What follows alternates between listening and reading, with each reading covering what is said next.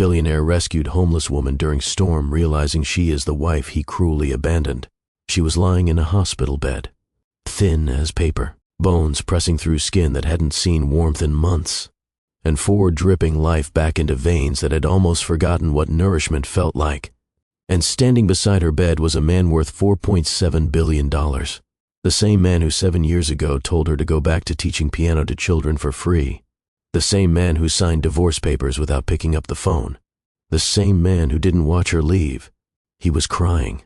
Not the composed, cinematic kind of crying that wealthy men do in movies. The ugly kind. The kind that bends your body and makes sounds you didn't know a human throat could produce. Because he had just learned the truth about what happened to her after he threw her away. And the truth was worse than anything his worst nightmares had ever manufactured. She looked at him from that hospital bed with eyes that had seen concrete pillows and shelter bathrooms and winter nights that tried to kill her. And she said something that would have brought any man to his knees. You want to know what the worst part was, Larry? It wasn't the cold. It wasn't the hunger. It wasn't sleeping on sidewalks while people stepped over me like I was trash someone forgot to pick up. The worst part was that I became proof of what you believed about me. You said I should go back to teaching piano for free like it was an insult. Like the thing that made my soul sing was something to be ashamed of. And then the world agreed with you. It took everything from me. My home, my health, my dignity, everything. And it proved that kindness isn't enough, that being good isn't enough, that the only thing that matters is money and power and the willingness to step on people to get it. You didn't just leave me, Larry. You were right about me. And that is what I couldn't survive. He tried to speak. He opened his mouth and nothing came out. Because what do you say to the person you destroyed when they tell you the destruction went deeper than you ever imagined? What words exist for that? None. There are no words. There is only the silence of a man realizing that his cruelty had a cost he never had to pay because someone else paid it for him. But how did they get here? How did a billionaire end up kneeling beside the hospital bed of a homeless woman who turned out to be the wife he cruelly abandoned 7 years earlier? How does love become indifference? How does indifference become destruction? And is it possible, even remotely possible, for the person who broke everything to be the one who helps put it back together? Have you ever looked at someone and realized, truly realized, that you destroyed them? Not with violence, not with a weapon, but with silence, with absence, with the slow, deliberate cruelty of making someone feel like they don't matter until the entire world agreed with you. If you have, then you already know this story. And if you haven't, then pay attention. Because this is not a fairy tale. This is not a story where the rich man saves the poor woman and the credits roll over a sunset. This is a story about what happens when the person who shattered you is the same person standing in the rain, begging for the chance to pick up the pieces, and whether you would let them. By the end of this story, you are going to have to decide something. Can people who have caused devastating damage ever truly change? Or are some wounds so deep that redemption is just a word people use to make themselves feel better about the wreckage they left behind? Stay with me, because the answer is not what you think it is. This story begins with a storm, not a metaphorical storm, a real one. The kind that doesn't politely announce itself with gray skies and gentle warnings. The kind that arrives like a punishment, sudden, merciless, and completely indifferent to the plans of anyone caught beneath it. November in Portland, Oregon. The sky cracked open at 9:47 on a Tuesday evening and unleashed the kind of rain that doesn't fall. It attacks. Sheets of water driven sideways by wind that turned umbrellas into weapons and streets into rivers. The Weather Service had issued warnings. Stay indoors. Avoid unnecessary travel. The roads are not safe. Larry Parker was not indoors. He was in the back seat of his black Cadillac Escalade, the one that cost more than most people's houses, scrolling through quarterly earnings reports on a tablet that cost more than most people's monthly rent. His driver, David Munoz, navigated the flooded streets with the careful precision of a man who had been driving billionaires through bad weather for 15 years. Larry didn't look up from his screen. The numbers were good. They were always good. Parker Industries had posted record revenue for the 7th consecutive quarter, and the board meeting tomorrow morning would be a victory lap disguised as a business discussion. Everything in Larry Parker's world was functioning exactly as designed. Pull over if you need to, David, Larry said without raising his eyes from the tablet. No point risking an accident over a meeting that can wait until morning. But David didn't pull over. He slowed. Then he stopped entirely. The SUV lurched to a halt in the middle of a side street 2 blocks from the Parker Industries tower. "Sir," David's voice carried something Larry couldn't immediately identify. "There's someone out there." Larry looked up. Through the rain-blurred window, through the chaos of water and wind and the inadequate glow of a streetlight fighting for its life, he could see a figure, huddled against the base of a building, half-sheltered by a narrow awning that was doing almost nothing against the horizontal rain. A woman. She was curled into herself the way people curl when they have learned to make their bodies as small as possible. Not for comfort, for survival, for the desperate, instinctive attempt to preserve whatever heat remained in a body that was losing the battle against November. She was wrapped in a coat that was more holes than fabric. Her arms were clasped around a bag pressed to her chest, like it contained the last important thing she owned, which Larry would later learn it did. Sheet music. Chopin and Debussy and her own compositions, the only possessions she had refused to surrender, even when she had surrendered everything else. "Call someone," Larry said reflexively. The words came out automatically, the programmed response of a man who solved problems by delegating them. "There are shelters, emergency services, someone who handles this, sir." "She's not moving." David turned in his seat. His face was tight with concern in the rearview mirror. "I think she might be hurt." Larry stared at the figure through the window for 3 seconds. 3 seconds is not a long time, but in those 3 seconds, something happened that he couldn't explain then and wouldn't fully understand for months. Something about the way she was curled, protective and small, like an animal that had learned the world was not safe and had stopped expecting it to be. Something about the absolute stillness of her body against the violence of the storm. Something that made his chest tighten in a way it hadn't tightened in years. He opened the door before David could come around with an umbrella. The rain hit him like a wall. It soaked his $4,000 suit in seconds. It plastered his dark hair to his forehead. It turned his Italian leather shoes into sponges. None of that mattered. None of that even registered. He crossed the sidewalk in 4 strides and crouched beside her. "Ma'am." He kept his voice steady, the way you do when you are approaching something fragile. "Are you all right? Can you hear me?" No response. She was shaking, not trembling, shaking. Her entire body convulsing with the kind of cold that goes beyond temperature into something cellular, something that suggests the body itself is beginning to give up. "Ma'am, you need to get out of this rain. Can you stand? I have a car right there, warm, dry. Let me help you." She lifted her head. The streetlight caught her face. And Larry Parker, a man who had built a $4.7 billion empire on the foundation of never being surprised, felt his entire world stop. It had been 7 years. 7 years since he had seen that face. And it had changed. God, how it had changed. The cheekbones were sharper now, carved by hunger rather than genetics. The eyes that had once held the kind of warmth that made rooms feel smaller and safer were hollow, sunken, ringed with exhaustion so deep it looked permanent. Her lips were cracked. A scar ran above her left eyebrow that hadn't been there before. Her hair hung in matted ropes across her face, nothing like the soft waves he used to brush away from her eyes on Sunday mornings when the world was still kind. But it was her, beneath the damage, beneath the years and the suffering and the erosion of everything that comfort provides. It was unmistakably, devastatingly her. Anna. The name came out as a whisper, barely audible above the storm. But she heard it, and the reaction on her face told him everything he needed to know about what his name meant to her now. Horror. Pure, undiluted horror. Not the fear of a stranger in the dark, the specific, pointed terror of being found by the exact person who had unmade you, of being seen at your lowest by the one who pushed you there. No. Her voice was hoarse, scraped raw by cold and disuse and whatever else 7 years on the wrong side of the world does to a person. No, no, no. She tried to stand, tried to run. Her legs buckled beneath her like they were made of something that used to be strong but had forgotten how. Larry caught her before she hit the pavement. She weighed nothing. That was the thing that hit him first and hardest. She weighed nothing. This woman who had once filled rooms with her presence, who had once played piano with a force that made walls vibrate, who had once laughed so loudly that neighbors complained and Larry had loved every decibel of it. She weighed nothing, like holding something made of paper and prayer and the stubborn refusal to disappear completely. "David," Larry's voice cracked. "Help me get her in the car." Between them, they carried her to the escalade. She fought, weakly but persistently, her hands pushing against Larry's chest with the strength of someone who had been fighting for so long that resistance had become reflex even when the body had nothing left to give. "Don't touch me," she whispered as they settled her into the back seat. "Don't you dare touch me.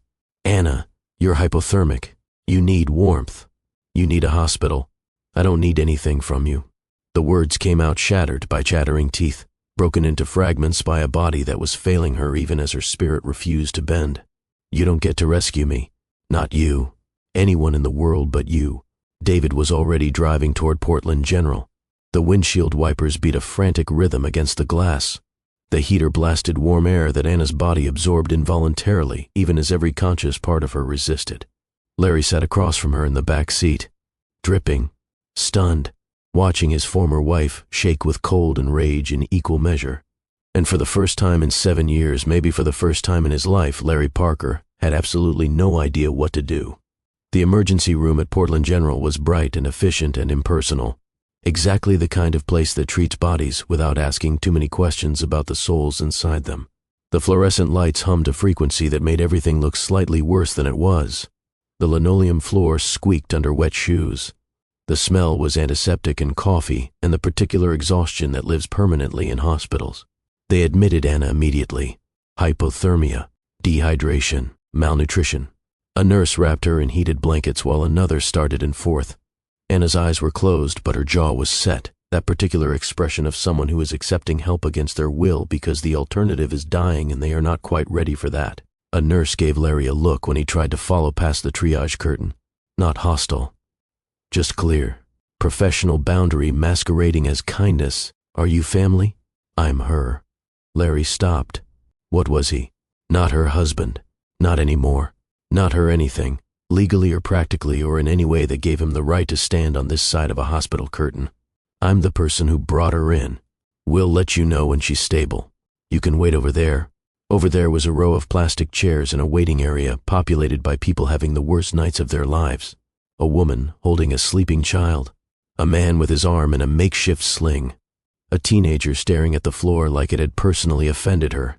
And now Larry Parker, billionaire, sitting in a plastic chair in a soaking wet suit, holding a dead phone, surrounded by strangers who had more in common with Anna than he ever would. He sat there for 3 hours. David brought food from a vending machine. Larry didn't touch it. His assistant called from a number he recognized on the waiting room's wall phone. He let it ring. Gerald Whitmore, his mentor and board chairman, left a voicemail about tomorrow's meeting. Larry didn't listen to it. At 2:15 in the morning, a doctor found him. She was somewhere in her 40s, tired in the way all emergency room doctors are tired, with kind eyes that had seen too much to be surprised by anything but still managed to care. "I'm Dr. Reeves," she said, sitting in the plastic chair beside him. "Are you the one who brought in the woman with hypothermia?" "Yes." "How is she?" "Stable. Severely malnourished. Early stage pneumonia. Frostbite on 3 fingers of her left hand. She'll need to stay for observation, possibly a week, depending on how the pneumonia responds to antibiotics. Frostbite on her fingers. Her left hand, the hand she used for the bass notes. The hand that anchored every piece of music she played, providing the foundation while her right hand carried the melody. Larry felt something inside him crack. "Do you know her history?" Dr. Reeves asked carefully. "Has she been unhoused for long?" "I don't know." The words came out like a confession, like admitting to a crime he was only now understanding the scope of. "I don't know anything about the last 7 years of her life. She's listed as no emergency contact, no next of kin. She had no identification on her. We only have her name because she told the intake nurse. Her name is Anna Brown." Larry's voice was barely functional. She was my wife." Dr. Reeves studied him for a moment, recalibrating, reassessing, fitting this new information into the clinical picture in a way that probably changed several of her assumptions about the man sitting in front of her. "She's asked not to see you," the doctor said gently.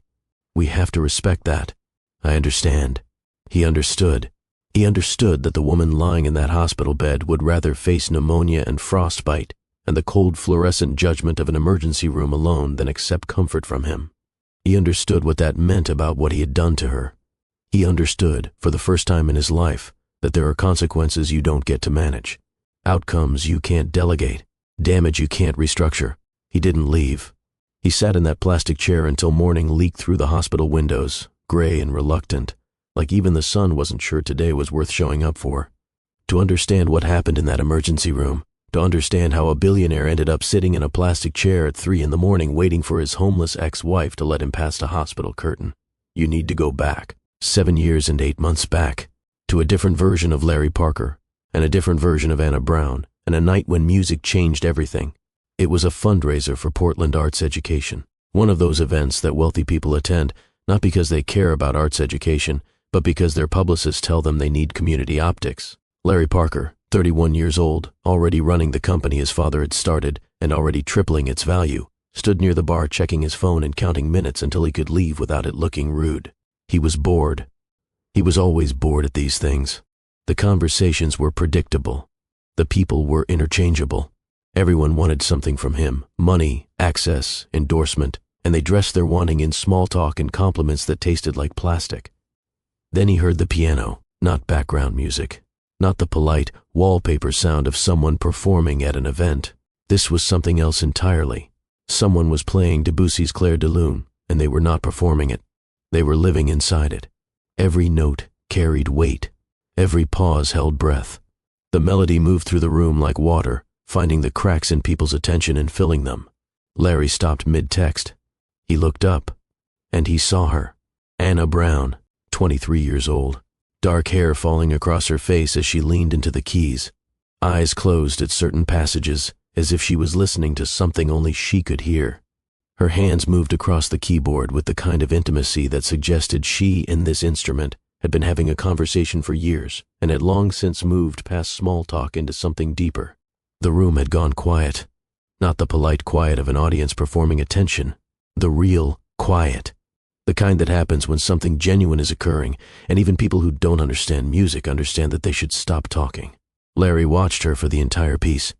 4 minutes and 32 seconds. He didn't check his phone once. After the performance, the room resumed its noise. Conversations restarted. Glasses clinked. The machinery of social obligation churned back to life. But Larry moved through the crowd toward the piano like a man who had suddenly remembered where he was supposed to be. She was closing the piano lid when he reached her. Up close, she was less ethereal and more real. A small coffee stain on the cuff of her blouse. A crease in her forehead from concentration that hadn't quite smoothed out yet. Eyes that were brown and warm and completely unimpressed by the man standing in front of her in his $3,000 suit. That was extraordinary, Larry said, and he meant it. Genuinely meant it. Which was unusual for him because Larry Parker rarely said things he genuinely meant. Most of his communication was strategic. But something about this moment, about her, had short-circuited his usual programming. "Thank you," she smiled. Polite, but not deferring. The smile of someone who knew she was good and didn't need a stranger to confirm it. "Do you play?" "No, I'm not musically talented in any way. I tried guitar in college and my roommate threatened to move out." She laughed. A real laugh, unrehearsed and slightly too loud for a formal event. 2 people nearby glanced over with mild disapproval. Larry decided immediately that he liked anyone who laughed too loudly at fundraisers. "I'm Larry Parker," he said. "I know who you are. Your company's logo is on the banner behind you." "I'm Anna Brown. What do you do?" "Besides play piano like that, I teach music. Piano mostly. At the Riverside Community Center on the East Side. Kids who can't afford private lessons." "What's the pay like?" She laughed again. "The pay is watching a 7-year-old play Twinkle Twinkle Little Star and believe they just performed at Carnegie Hall. That's worth more than anything in your portfolio." He wasn't used to people who didn't care about his money. It disoriented him. Most people he met adjusted their behavior the moment they heard his name. They became more attentive, more agreeable, more willing to laugh at things that weren't funny. Anna Brown treated him exactly the way she would treat anyone else who approached her after a performance. With warmth, with honesty, with the quiet confidence of someone whose self-worth was not contingent on external validation. "Can I buy you a drink?" Larry asked. "It's an open bar," Anna pointed out. "Everything is free. Then can I get you a free drink and pretend I'm being generous?" She tilted her head, considering him with those warm brown eyes that seemed to see more than most people bothered to look for. Sure. Why not? But I should warn you, I only drink terrible wine. The expensive stuff tastes like someone's trying too hard. They talked for 2 hours. He spoke in business metrics. She spoke in metaphors. He described his company's growth trajectory. She described the sound a child makes when they play their first complete song without mistakes. He talked about market share. She talked about how music is the only language that doesn't require translation. They should have had nothing in common, and on paper, they didn't. But there is a space between people where differences stop being obstacles and start being architecture, where the gap between your world and mine becomes a bridge instead of a wall. They found that space immediately, instinctively, the way some people do when the connection is real. He asked for her number. She gave it to him, written on a cocktail napkin in handwriting that was surprisingly messy for someone with such precise fingers. He called the next day, then the day after, then every day for a week. Their first date was at a restaurant Larry chose. Michelin-starred, reservations required 3 weeks in advance, the kind of place where the menu doesn't have prices because if you have to ask, you shouldn't be there. Anna wore a dress she'd bought at a thrift store and looked more beautiful than anyone else in the room. She was polite about the food, complimentary about the service, but Larry could tell she was performing comfort, going through the motions of being impressed because that was what the situation seemed to require. Their second date was at a place Anna chose, a hole-in-the-wall Vietnamese restaurant in southeast Portland, where the owner knew her by name, and the tables were sticky, and the pho was the best thing Larry had ever tasted. This, Anna said, watching him eat with genuine pleasure for the first time all evening. This is real food, made by someone who cares about feeding people, not impressing them. There's a difference. There was a difference. Larry was beginning to realize there was a difference about a lot of things he'd never bothered to examine. She taught him to listen to music, not as background noise, not as ambiance, but as language. She would play a piece and then ask him what he heard. Not what he thought, what he heard. The distinction mattered to her. Thinking was analysis. Hearing was experience. She wanted him to experience things rather than evaluate them. He taught her about architecture, how buildings tell stories about the people who made them, how a bridge is really an argument against gravity, how the best structures are the ones that look effortless but are actually engineering miracles. She loved that. The hidden complexity beneath apparent simplicity. It was how she thought about music. One evening, 3 months in, she cooked him dinner at her apartment. A tiny studio in a building that was more character than structural integrity. The kitchen was barely big enough for one person, and she moved through it with the practiced efficiency of someone who had learned to make small spaces work. The food was genuinely terrible. Overcooked pasta, garlic bread that was more char than bread, a salad that she'd overdressed until the lettuce was drowning. She presented it with a flourish and a grin that dared him to criticize it. Larry sat at her second-hand table, surrounded by mismatched plates and a candle stuck in a wine bottle, and ate every bite. Because the food wasn't the point. The point was that someone had spent an hour in a kitchen making something specifically for him.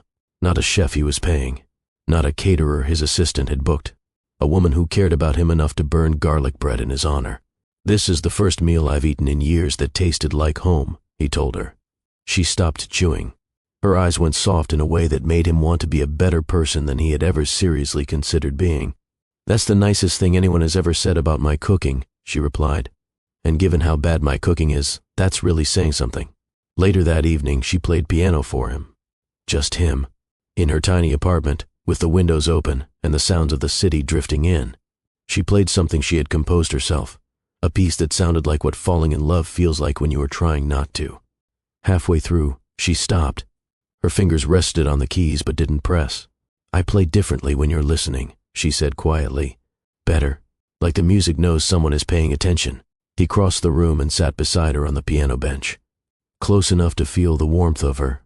Close enough to see the small scar on her index finger from a childhood accident she'd told him about on their third date. "I have never paid attention to anything the way I pay attention to you," he said. It was the truest thing he had ever spoken, and the most dangerous. Because attention is a promise. It says I see you. It says you matter. And promises made in moments of genuine feeling become debts that must be paid in the ordinary moments that follow. They fell in love the way people fall in love when it's real. Not all at once, not in a single dramatic moment, but in layers, each layer revealing something more vulnerable than the last.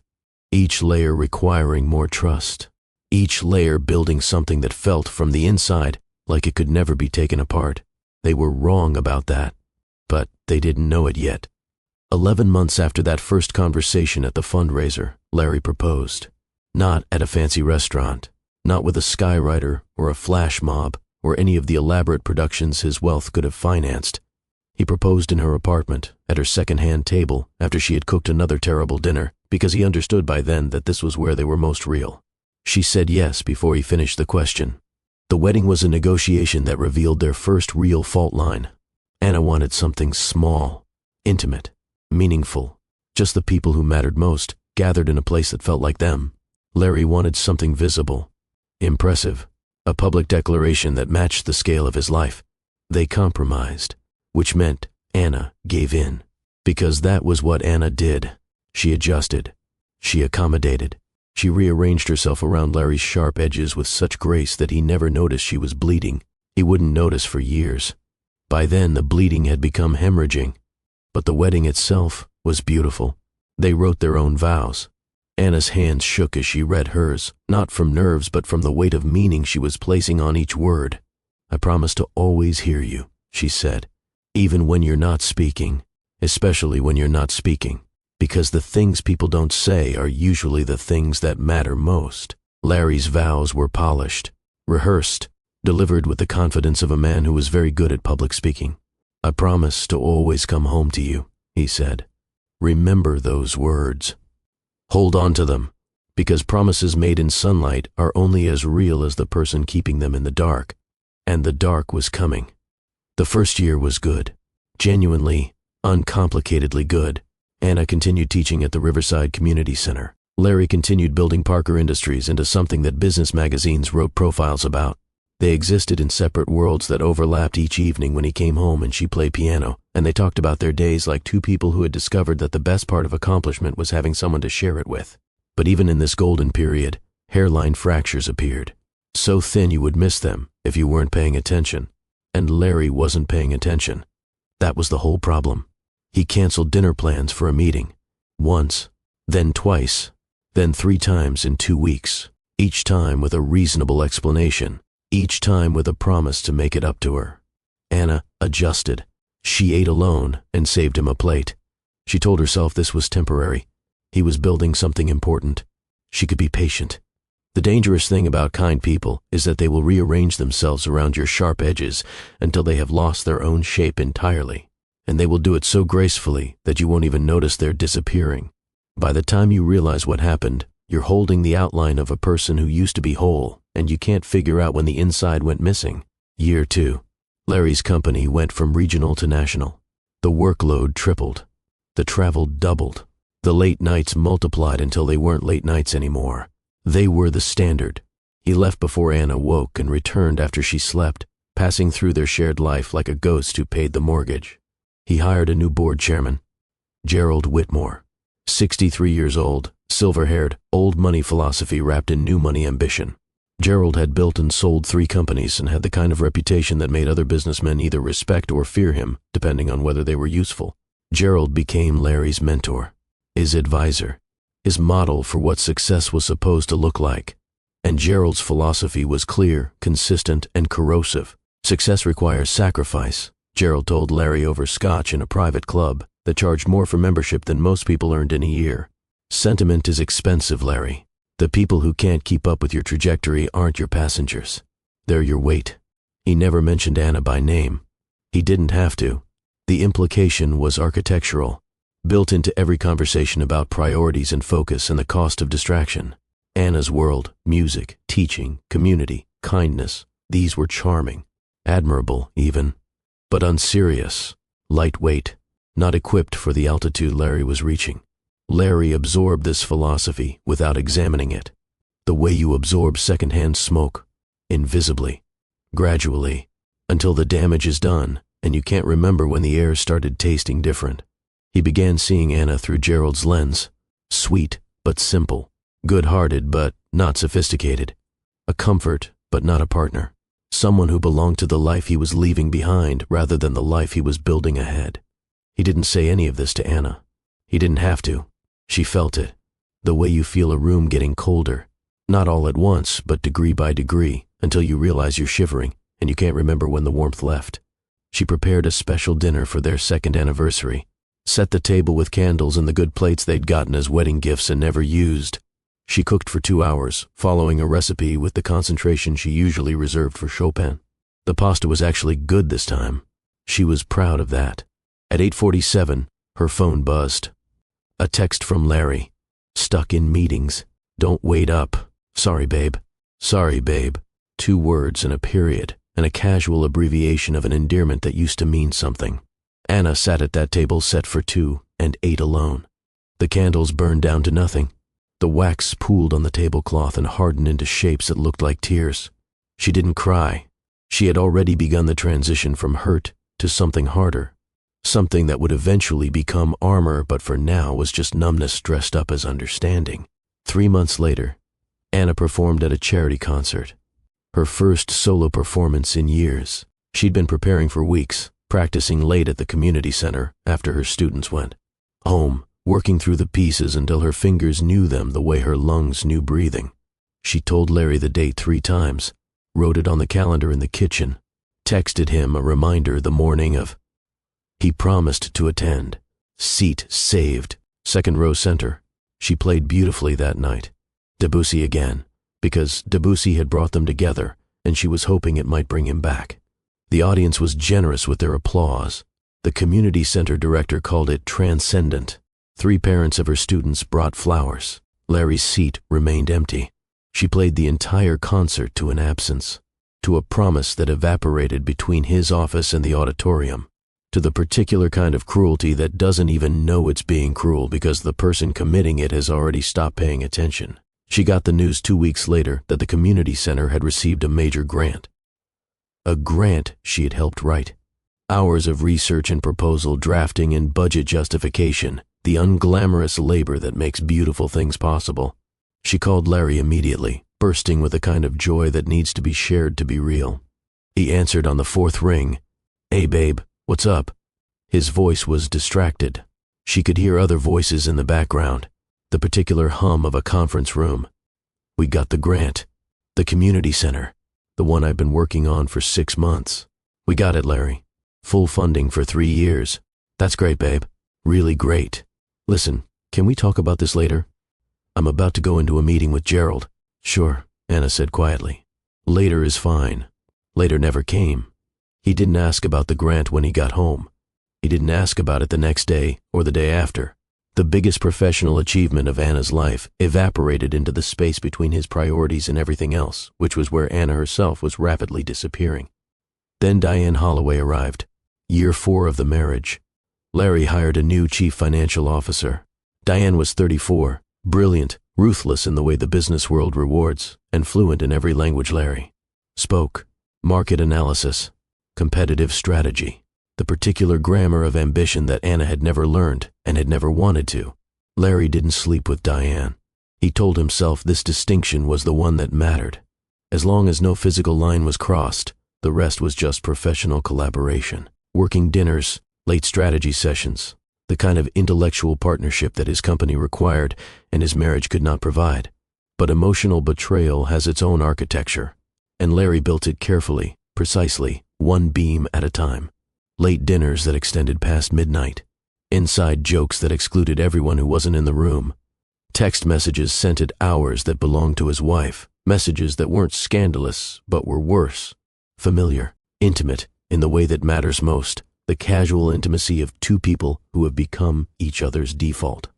A text from Diane at 11:14 p.m. Great meeting today. Couldn't have done it without you. Followed by an emoji that suggested a shared language Anna was not part of. Anna saw the messages, not because she was looking, because his phone lit up on the nightstand beside their bed at hours when the only person texting her husband should have been her. She didn't confront him about Diane specifically. Not at first. Instead, she did what she always did. She adjusted. She made herself smaller. She told herself stories about trust and professionalism and the demands of running a company. She became an expert at self-deception because the alternative, looking directly at what was happening, was too devastating to face. But bodies know what minds refuse to accept, And one morning, sitting across from Larry at breakfast, Anna watched his phone light up with Diane's name, and she saw his face change. Not guilt, that she could have worked with. Guilt implies awareness. Guilt implies caring enough to feel bad. What she saw was worse. Anticipation, interest, aliveness, the particular brightness that appears in someone's eyes when a person they want to hear from reaches out. He used to look like that when her name appeared on his phone. Something inside Anna snapped, not broke. Breaking is dramatic. Snapping is mechanical, like a string pulled past its limit. A specific, identifiable failure point. She heard it almost physically, a small internal sound that meant something fundamental had given way. That evening, she sat on the edge of their bed, the bed that cost more than her annual salary used to be, the bed in the penthouse that she had never felt at home in, despite 4 years of sleeping there. She sat and she waited for him to finish whatever he was doing in his office down the hall. When he appeared in the doorway, she looked at him with the calm of someone who has already made a decision and is now simply delivering it. I can't be invisible anymore, Larry. I'd rather be alone than be unseen. What are you talking about? He leaned against the doorframe, not concerned, annoyed, interrupted. You're not invisible. Don't be dramatic. Dramatic. The word landed like a verdict, a dismissal disguised as a diagnosis. I sat at a table set for 2 on our anniversary and ate alone, Anna said steadily. I played a concert to your empty chair. I called you with the best news of my professional life, and you told me you had a meeting with Gerald. When was the last time you asked me how I was? Not fine, not good, but actually how I was. You're overreacting. This is the price of the life you enjoy, Renee. The house, the security, the fact that you don't have to worry about money. This is what pays for all of that. I never asked for any of that. I asked for you, for your attention. For the man who sat at my second-hand table and told me my terrible cooking tasted like home. Where is that man, Larry? Because the person standing in this doorway is a stranger wearing his face. And then he said it. The sentence that would follow Anna Brown out the door and into the cold, and through 7 years of consequences he would never have to face. If you can't handle being married to someone important, maybe you should go back to teaching piano to kids for free. The silence that followed was not empty. It was full. Full of every canceled dinner and empty chair and unanswered phone call. Full of every moment Anna had made herself smaller to fit into the shrinking space he left for her. Full of the specific surgical cruelty of a man who had taken the thing his wife loved most, the thing that defined her, the thing that made her soul sing, and used it as a weapon against her. Anna stood. She didn't cry. She didn't argue. She didn't plead or negotiate or adjust. For the first time in 4 years, she didn't bend. She walked past him and out of the bedroom. She packed 2 suitcases that night, one with clothes, one with sheet music. She didn't take the jewelry or the designer dresses or any of the expensive things he had bought her. She took only what was hers before him. The divorce papers arrived 3 weeks later. Larry signed them without calling, without texting, without sending so much as a carrier pigeon to ask if this was really what she wanted. He signed them the way he signed contracts, efficiently, without sentiment, with the practiced hand of someone who had already moved on to the next item on his agenda. He paid the settlement.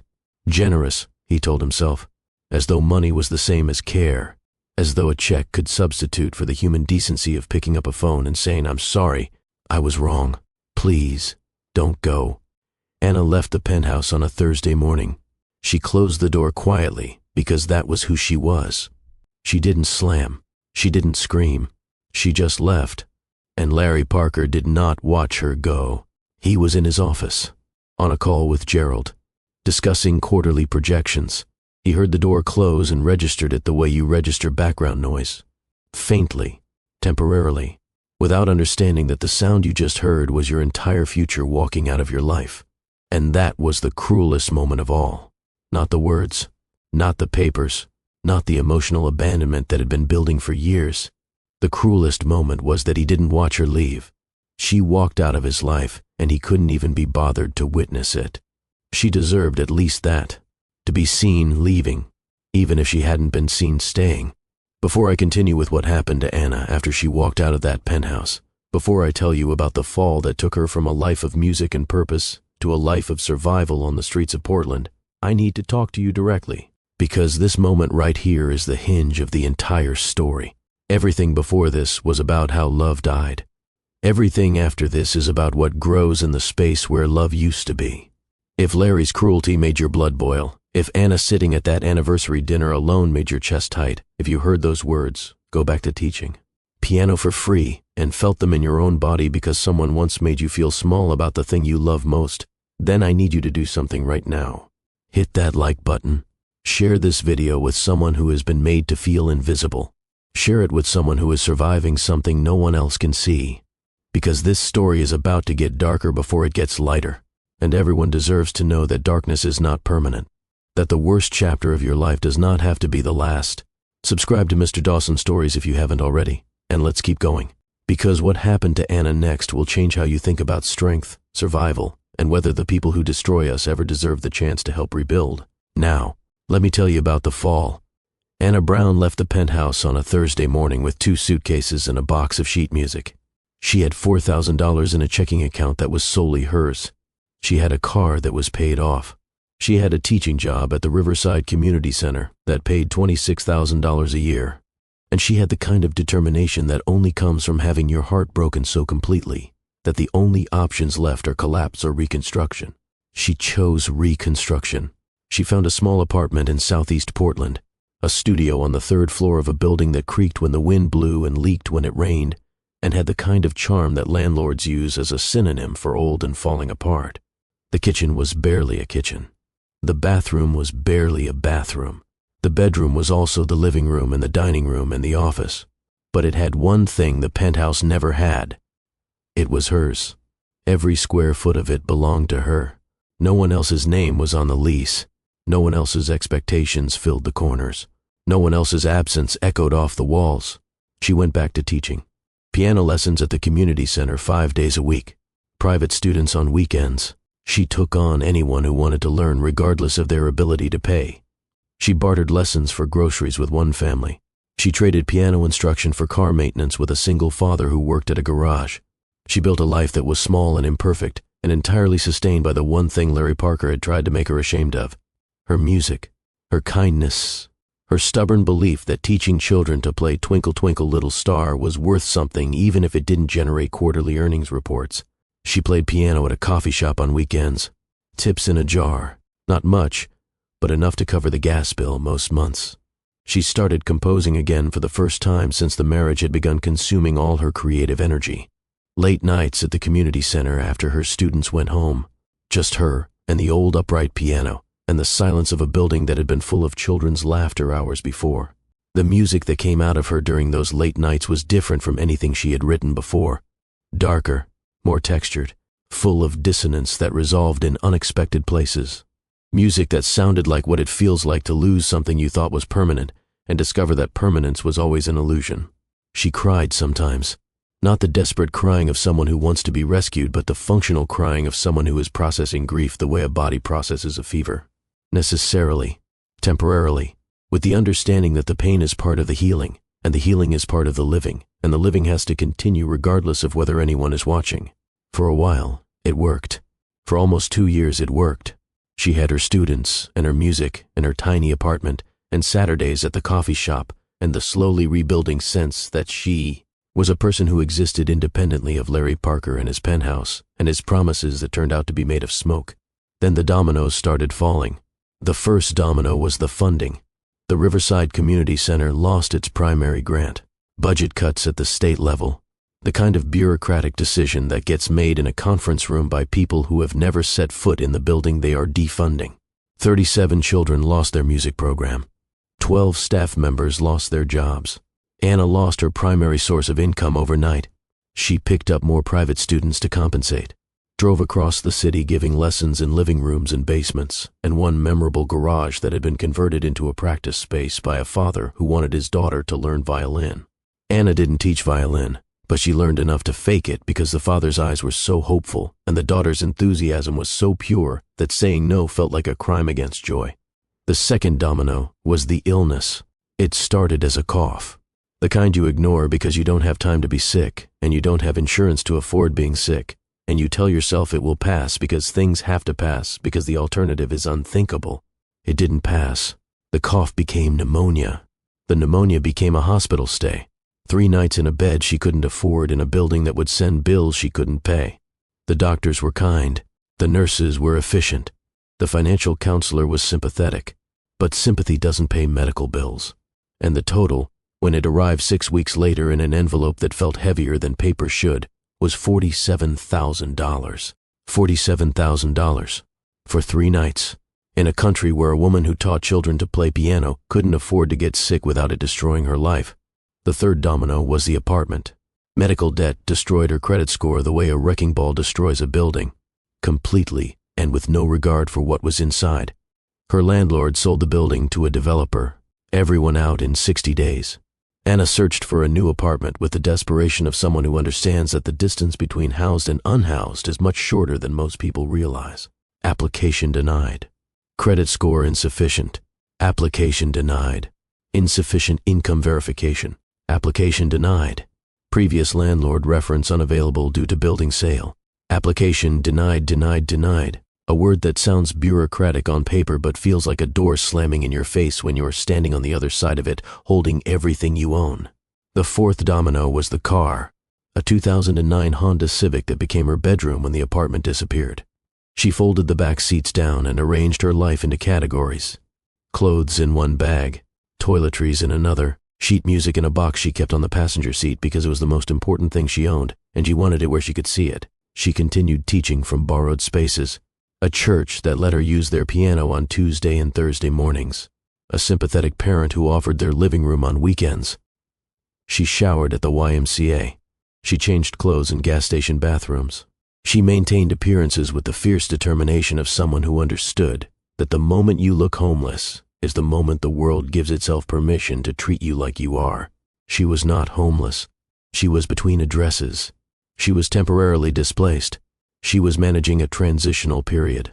She was every euphemism the English language offers for the reality that she was sleeping in her car in a Walmart parking lot and hoping no one knocked on her window at 3 a.m. The fifth and final domino was mechanical. The car broke down on a Wednesday. The transmission, the mechanic said. His face carried that particular expression of someone delivering news they know the other person cannot afford to hear. Repair would cost more than the car was worth. Anna stood in the parking lot of the repair shop holding her keys to a car that would never start again and understood with absolute clarity that the last wall between her and the street had just fallen. She walked into a shelter on a Tuesday evening in October. She carried 2 bags. One contained clothes. The other contained sheet music, Chopin and Debussy and her own compositions. The only possessions she had refused to surrender. Because you can take someone's home and their health and their dignity and their belief that the world is fair. But if they won't let you take the thing that makes them who they are, then you haven't taken everything. And as long as you haven't taken everything, survival is still possible. The shelter was called Haven House, a converted warehouse on the east side of Portland that could accommodate 80 people on a good night and 120 on a bad one. The beds were cots. The blankets were thin. The air smelled like industrial cleaning solution and too many bodies in too small a space, and the particular exhaustion of people who have been fighting gravity for so long that lying down feels like victory. Raymond Bosch ran the night shift.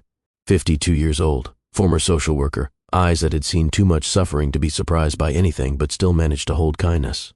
He checked Anna in with the practiced efficiency of someone who processed 30 new intakes a week, and tried not to think too hard about the fact that each intake represented a human life that had run out of options.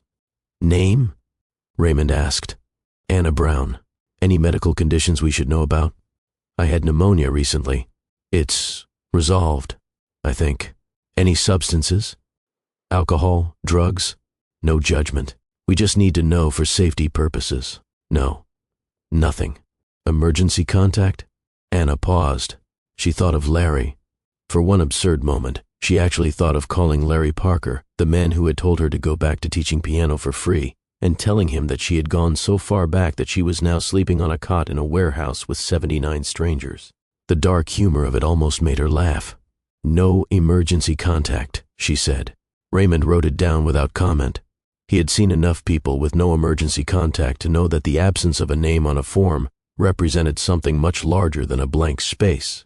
It represented the accumulated loneliness of a life that had lost its safety net. He assigned her a cot, number 47, near the far wall, next to a woman who was reading a paperback romance novel with the kind of concentration that suggested she was using fiction to escape a reality that fiction could never adequately describe. "This is Maggie," Raymond said. "She'll show you how things work around here. Maggie, this is Anna. She's new."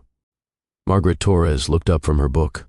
50s, dark hair streaked with silver, a face that had been beautiful before life had gotten its hands on it and was still striking despite everything life had done. Her eyes were sharp, assessing. The eyes of someone who had learned to evaluate people quickly because in a shelter, knowing who you could trust was not a social skill. It was a survival mechanism. New to Haven House or new to shelters? Maggie asked. Both, Anna admitted. Maggie closed her book and sat up on her cot. Her expression softened into something that wasn't quite sympathy and wasn't quite solidarity, but existed somewhere between the two. "Okay, here's what you need to know. Breakfast is at 6:30. If you're not in line by 6:15, you eat what's left, which isn't much. Showers are first come, first served. Hot water runs out by 7.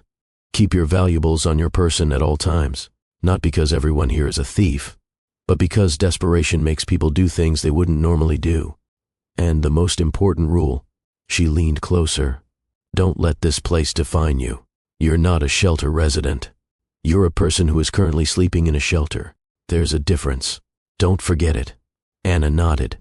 She sat on cot 47 and placed her bag of sheet music beside her and stared at the ceiling and listened to the sounds of 80 people trying to sleep in a room that was never fully dark and never fully quiet and never fully safe. She did not cry that night. She had used up her crying allocation somewhere between the car breaking down and the walk to the shelter. What she felt instead was a numbness that went beyond emotion into something geological, like bedrock, the hard, ancient layer beneath everything else that exists simply because it has no other option. Maggie became her anchor, not by choice exactly, but by proximity and temperament, and the particular chemistry that sometimes develops between two women who have lost everything and refuse to pretend it doesn't matter. Maggie's story came out in fragments over the following weeks. She had owned a restaurant, a small place in northeast Portland. Cuban food. Her grandmother's recipes. For 12 years she had woken at 4 in the morning to start the sofrito, and she had loved every exhausting minute of it. Then her husband left. Then the divorce got ugly. Then the lawyers got expensive. Then the restaurant got sold to pay legal fees. Then the apartment got lost. Then the shelter. "The world sorts people into 2 categories," Maggie told Anna one evening as they sat on the shelter's back steps, watching the sun set over a parking lot that was somehow beautiful if you squinted hard enough. "Those worth seeing and those worth ignoring. We're in the second category now. Invisible. Walk past material.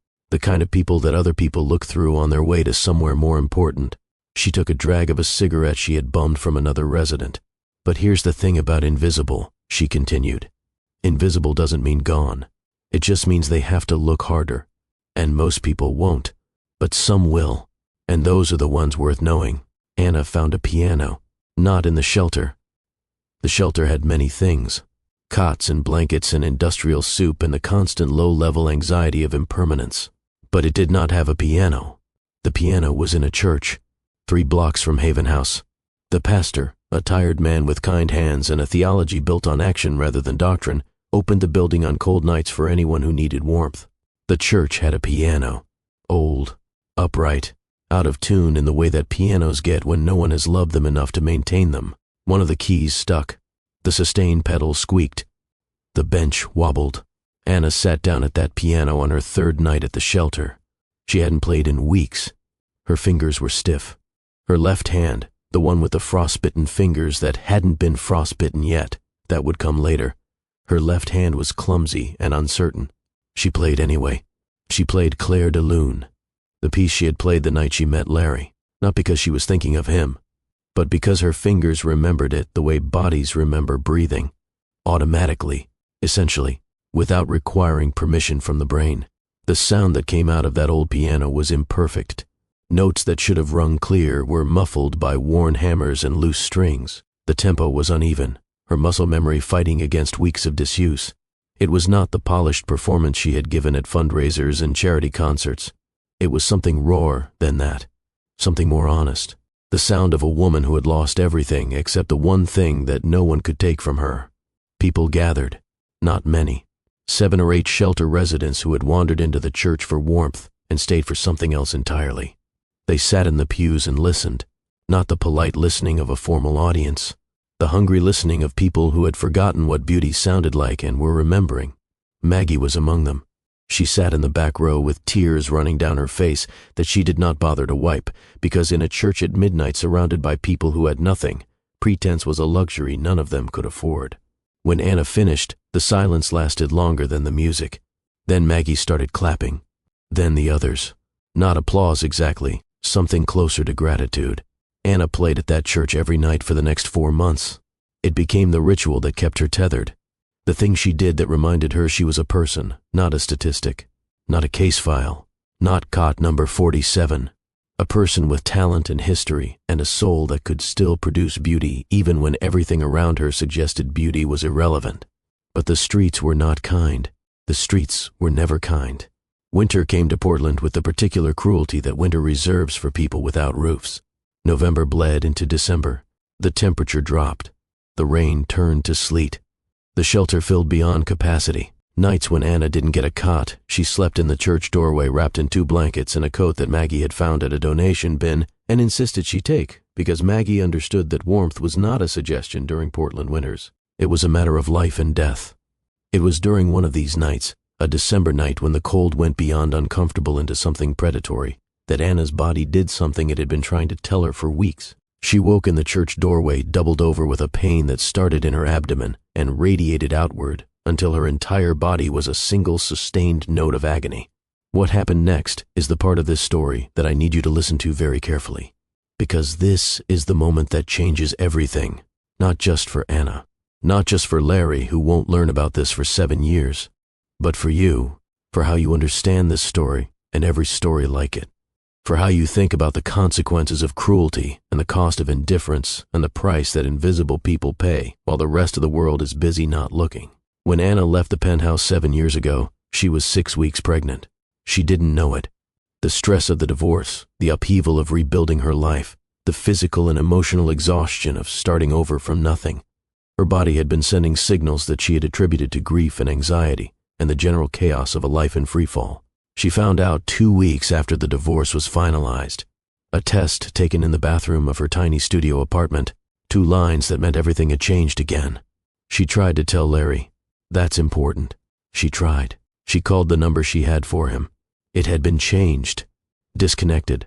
A recorded voice informing her that this number was no longer in service. She called Parker Industries directly and was routed through 3 departments before being told that Mr. Parker was unavailable and could she leave a message with his assistant. She left a message. It was never returned.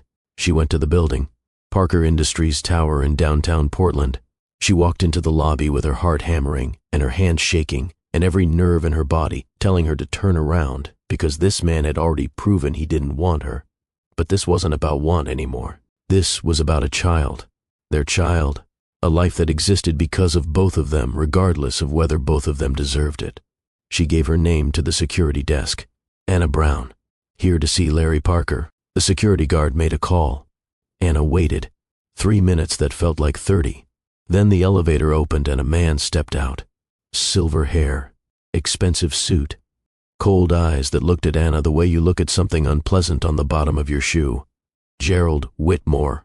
He recognized her. She could see it.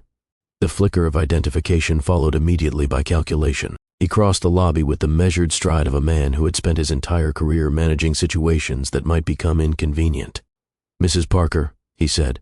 His voice was smooth. Professional, the voice of someone skilled at making refusals sound reasonable.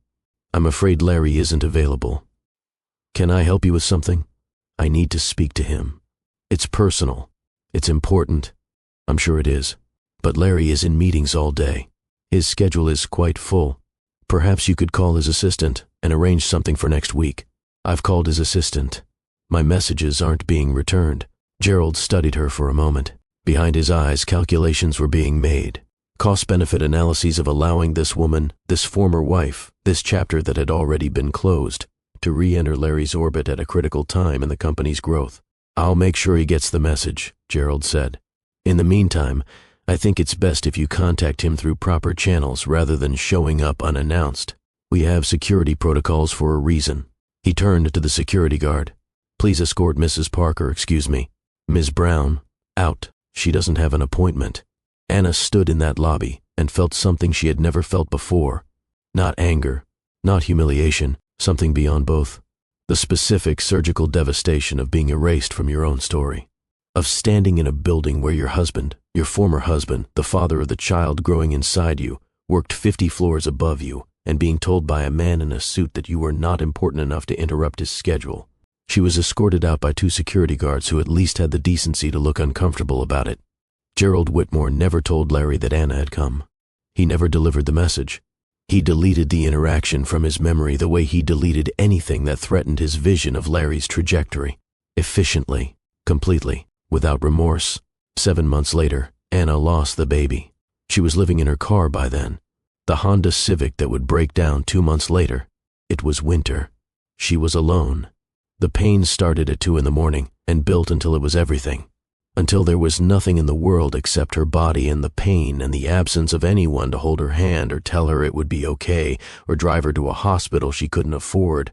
She made it to a shelter, not Haven House. A different one, smaller, more crowded. She stumbled through the door at 3:15 in the morning holding her stomach, and a shelter worker whose name she never learned helped her to a bathroom where the fluorescent light buzzed and the floor was cold and the walls were close enough to touch with both hands. She lost the baby in that bathroom, alone. No doctor, no nurse, no partner, no one to share the grief or witness the loss or tell her that this was not her fault. Just Anna and a fluorescent light and a body that was letting go of something she had wanted desperately. She never learned if it was a boy or a girl. It was too early for that. But she had been imagining a girl who played piano with fierce concentration and laughed too loudly. A boy who asked too many questions and never accepted simple answers. Children who would have been half her and half Larry and entirely their own. She carried that grief like a stone in her chest. Heavy, permanent. Hers alone. She told no one. Not Maggie, who she hadn't met yet. Not Raymond, who she hadn't met yet. Not the counselors or social workers who cycled through the various shelters she moved between over the following years. She told no one because who do you tell? Who do you call when the person who should share your devastation is the same person who caused it? When the father of the child you lost is the same man who told you to go back to teaching piano for free and signed divorce papers without a phone call and didn't watch you leave. She kept going, because that is what Anna Brown does. She survives things that should end her. She survives them quietly, without fanfare, without an audience, without anyone knowing the weight she carries. She bends, and she adjusts, and she makes herself smaller, and she endures. Until endurance itself becomes a kind of strength that people who have never had to endure cannot comprehend. The years on the street refined her, the way fire refines metal, burning away everything that wasn't essential until only the core remained. She learned to read weather the way she used to read sheet music, instinctively, with her whole body. She learned which doorways blocked the wind and which shelters had space and which church basements served hot food on which nights. She learned the geography of survival that exists beneath the geography everyone else navigates. A different map of Portland entirely, not restaurants and offices and parks, but warm air vents and unlocked bathrooms, and the particular bench in the particular park where police rarely bothered you if you didn't cause trouble. She played piano whenever she could. Churches, community centers. Once, a music store where the owner recognized something in her playing that went beyond technique into the territory of lived experience and let her come in every Thursday afternoon and play whatever she wanted for an hour.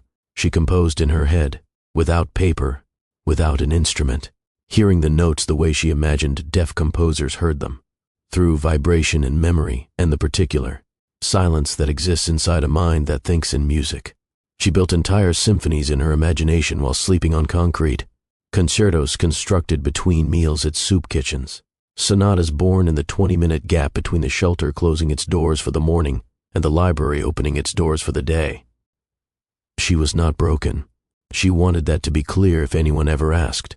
She was damaged. She was exhausted. She was cold and hungry and invisible in ways that made her question whether she had ever been visible at all or whether Larry was right and her entire existence had always been insignificant. But she was not broken. Broken implies something that cannot function. Anna functioned. She got up every morning, She found food. She found shelter. She helped other people find food and shelter because even at her lowest, even when she had nothing, she could not stop being the person who helped. It was who she was. It was the thing Larry had found charming and then irrelevant and then contemptible. And it was the thing that kept her alive. While Anna was learning the geography of survival, Larry Parker was learning nothing. He was building an empire. Parker Industries expanded from regional to national to international. Revenue doubled, then tripled. His net worth climbed past 1 billion, then 2, then 4. He appeared on magazine covers. He gave keynote addresses at conferences. He became the kind of wealthy that stops being a number and starts being an identity. He did not think about Anna. Not actively, not in any sustained or purposeful way. She appeared occasionally in the margins of his consciousness. A memory triggered by a piece of music playing in a restaurant. A momentary flicker when he passed a piano in a hotel lobby. A dream once, vivid and unsettling, in which she was playing Claire de Lune in an empty room, and he was trying to reach her but the room kept getting longer. He dismissed these moments, the way he dismissed anything that threatened his forward momentum. Efficiently, completely, the way Gerald had taught him. Sentiment is expensive. The people who can't keep up with your trajectory aren't your passengers. They're your weight. Diane Holloway lasted 2 years before she, too, discovered that proximity to Larry Parker was not the same as partnership with Larry Parker. She was useful until she wasn't. Interesting until she wasn't. And when she started wanting things that couldn't be quantified in quarterly reports, closeness, commitment, the feeling of being chosen rather than utilized, Larry felt the familiar itch of inconvenience and began the gradual withdrawal that was his signature move. Diane left without drama. She took a position at a competing firm and sent Larry a resignation letter that was professional and composed and contained one sentence that he read 3 times without understanding it. I hope you find whatever you're looking for before you run out of people willing to help you look. He didn't understand it because he wasn't looking for anything. He had everything. That was the problem, and the point, and the prison he had built so elegantly that he couldn't see the bars. The years passed. Larry got older in the way wealthy men get older. Barely. The best doctors, the best trainers, the best everything that money could buy. He looked good. He felt nothing. The emptiness inside him wasn't painful because he had insulated it so thoroughly with achievement and acquisition that it had become background noise. A low-frequency hum beneath the surface of a life that looked, from the outside, like everything anyone could ever want. Gerald Whitmore retired from the board eventually, replaced by younger versions of himself. Men and women who spoke the same language of sacrifice and efficiency and the acceptable cost of winning. Larry surrounded himself with these people because they confirmed his worldview. They told him what he wanted to hear. That success required hardness. That sentiment was for people who couldn't afford strategy. That the loneliness he occasionally felt during the quiet hours between 2 and 4 in the morning was simply the price of greatness. He never asked about Anna. He never searched for her name online. He never drove past the community center where she used to teach. He never even wondered if she was okay, because wondering would have required acknowledging that his choices had consequences for someone other than himself, and acknowledging consequences was the first step toward guilt, and guilt was expensive. 7 years passed, and then the storm came, and then the woman on the sidewalk lifted her face into the streetlight. And then Larry Parker's expensive, insulated, carefully constructed life cracked open like an egg dropped from the 47th floor. And everything inside it, every rationalization, every justification, every carefully maintained illusion that he was a good man who had simply outgrown an incompatible relationship, all of it spilled onto the wet pavement and was washed away by rain that didn't care about his net worth or his quarterly earnings or his magazine covers. Now you understand what happened in that hospital room. Now you understand why Anna looked at the man standing beside her bed and said the words that opened this story. You didn't just leave me, Larry. You were right about me, and that is what I couldn't survive. But here's what you don't know yet. What happened after she said those words? What Larry did when he left that hospital room, and what he discovered about himself in the days and weeks that followed. What Maggie said to Anna that changed how she saw her own future. What Gerald Whitmore had done that Larry didn't know about. And the moment, the single devastating moment, when Anna told Larry about the baby. Before I continue with the part of this story where everything changes, where the ground shifts and nothing looks the same as it did 5 minutes ago, I need to speak to you. Not as a narrator, as a person who has been telling you this story because it matters. Because somewhere right now, someone is watching this who has been Anna, who has been made invisible by someone who was supposed to see them, who has lost things they were never supposed to lose. And someone is watching this who has been Larry, who chose convenience over commitment and didn't understand the cost until it was too late to pay it. This story is for both of you. If this is speaking to you, if Anna's survival makes you want to stand up and fight for something, if Larry's blindness makes you want to look harder at the people in your own life who might be disappearing while you're too busy to notice, then I need you to do something right now. Drop a comment below. Tell me which part of this story hit you the hardest. Tell me whether you think people who cause this kind of damage can ever truly change. Tell me your own story if you're brave enough, because I read every single comment and your voice matters in this community we are building together. Like this video, share it with someone who needs to hear that invisible does not mean gone. Subscribe to Mr. Dawson's stories and turn on that notification bell, because the final part of this story is going to break you and rebuild you, and I need you here for it. Now, let me tell you about the morning after the hospital. The morning Larry Parker woke up and realized that the life he had built was a monument to everything he had gotten wrong. Larry left the hospital at 6 in the morning. He had been sitting in that plastic chair for 8 hours. His suit had dried into a wrinkled approximation of its former self. His shoes were ruined. His back ached from the chair, and his eyes ached from not sleeping, and his chest ached from something that had nothing to do with his body. David was waiting in the parking lot. He had been there all night, sleeping in the Escalade, with the engine running and the heater on. He saw Larry emerge from the hospital entrance and got out of the car without being asked. "How is she?" David said. Larry stopped walking. He stood in the hospital parking lot in the gray morning light and tried to form words. None came. He opened his mouth and closed it. He looked at David, and David looked at him, and between them passed the kind of understanding that exists between two men who have known each other for 15 years and don't need language to communicate the most important things. David opened the rear door. Larry got in. They drove to the penthouse in silence. At home, Larry showered. He stood under water so hot it turned his skin red, and he stayed there until the water heater emptied and the stream turned cold, and even then he didn't move because the cold felt appropriate, like penance, like the physical manifestation of what he deserved. He put on clean clothes. He sat on the edge of his bed, the bed in the penthouse, the same bed where Anna had told him she was invisible, the same room where he had said the words that had followed her out the door and into the cold and through 7 years of consequences.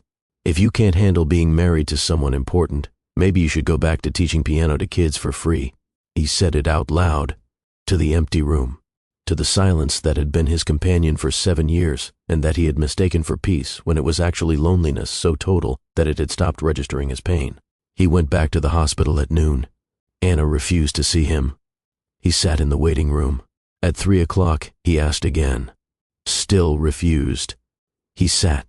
At 6, he asked. Refused. He sat. David brought dinner. Larry ate half a sandwich without tasting it and threw the rest away. He came back the next morning, and the morning after that, and the morning after that. 3 days of sitting in plastic chairs and being told no and coming back anyway. Not because he believed he had the right to see her, but because leaving was what he always did. It was his pattern, his default, his most practiced skill. And for the first time in his life, he chose not to exercise it. On the second day, David said something that landed with the weight of truth that only people who know you well can deliver. Sir, with respect, sitting in a waiting room doesn't fix 7 years. It just means you're uncomfortable for a few hours. She's been uncomfortable for 7 years. Larry looked at his driver, the man who had been a quiet, steady presence in his life for over a decade, the man who had driven him to meetings and dinners and airports and had never once been asked how his day was going. You're right, Larry said. It doesn't fix anything, but I don't know what else to do. I don't know how to fix something this broken. Maybe you don't fix it, David said. Maybe you just stop breaking it. That might be enough to start. On the 4th day, Anna let him in. Not because she wanted to see him. He could see that immediately in the rigid set of her jaw and the way her eyes looked past him rather than at him. She let him in because she had questions. And apparently the need for answers outweighed the desire for distance. She looked slightly better, color returning to her face, the 4 delivering what her body had been denied. She was sitting up in bed with her hair pulled back and her expression arranged into something that was not quite hostility and not quite resignation, but occupied the territory between them. "Why are you still here?" she asked. "Because I needed to know you were okay. I've been not okay for years, Larry. Your concern is approximately 7 years too late."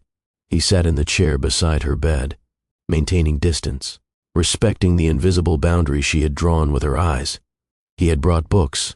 Not flowers, not gifts, but books, novels she had loved when they were married. Titles he remembered from the shelves of their shared home. The shelf by the window where she kept her favorites because she said books needed natural light the same way people did. "You kept these in the living room," he said, placing a worn copy of a poetry collection on her bedside table. "By the window. You said poetry needed natural light." Anna looked at the book, then at him. Something shifted in her expression. Not softening exactly, more like surprise.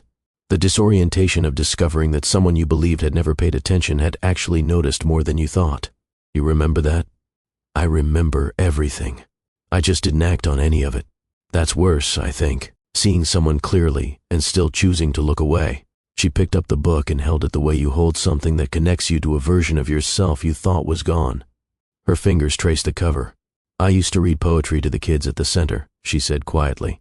"Before it closed, they didn't always understand the words, but they understood the music of them. That's what matters about language. Not the meaning, but the melody. You were always better with words than I was. You were fine with words. You just used them as tools instead of gifts." The observation was precise and devastating in the way that truth tends to be when delivered by someone who knows you well enough to see the machinery behind the performance. They sat in silence for a while, not comfortable exactly, but not hostile either. The silence of two people who share a history too complicated for conversation and are learning to exist in the space where conversation used to be. "What happened?"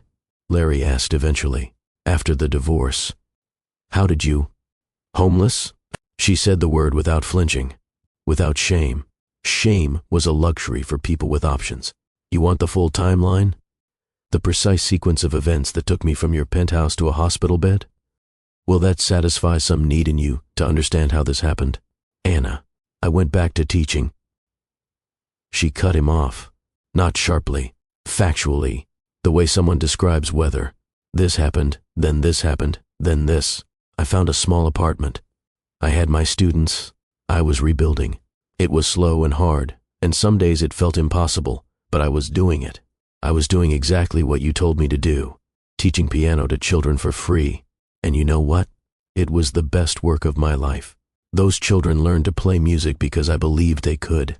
And I believed they could because someone believing in you is the most important thing anyone can give another person. More important than money, more important than status, more important than anything in your glass tower." She paused, adjusting the four-line with the kind of casual familiarity that suggested she had become accustomed to medical equipment in a way no one should have to. "Then the funding was cut. Then I got sick. Then the medical bills came. Then the apartment was sold. Then the car broke down. Then I was on the street. 5 dominoes. That's all it took.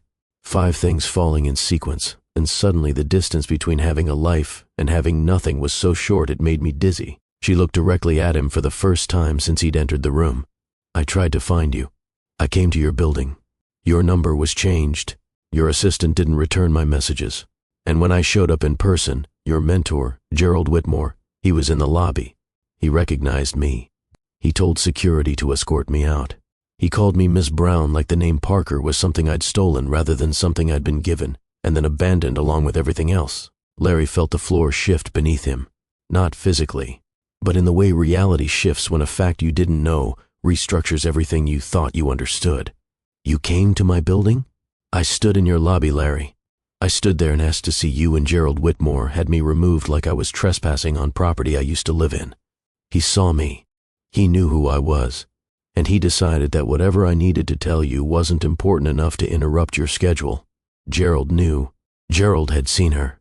Gerald had looked at the woman Larry had married and had made a calculation, the same kind of calculation Gerald made about everything, cost versus benefit, efficiency versus sentiment.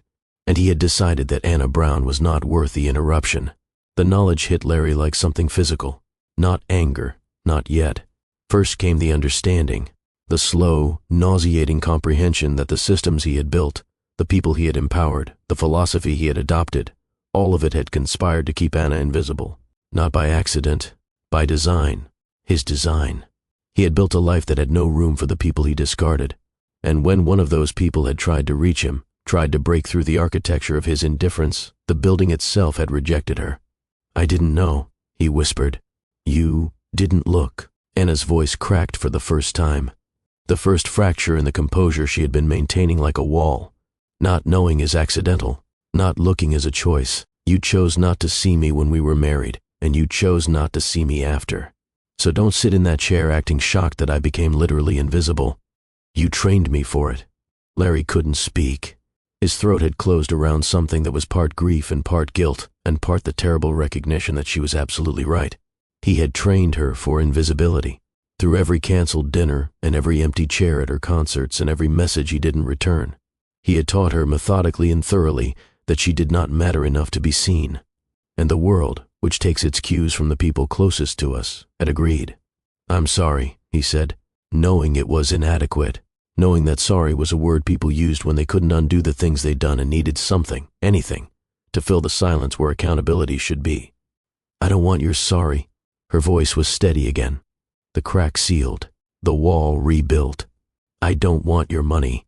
I don't want your guilt-driven charity. I want you to leave this room and go back to your tower and forget you saw me, the way you've been forgetting me for 7 years. But Larry didn't leave. He came back every day for the remainder of her hospital stay. Some days she let him in. Some days she didn't. On the days she did, they talked. Carefully. The way people walk through a building they're not sure is structurally sound, testing each step before committing weight to it. He brought more books. A collection of Debussy sheet music he found at a used bookstore. A sketchbook and pencils because he remembered that she sometimes drew when she was thinking, small abstract shapes that looked like music written in a visual language.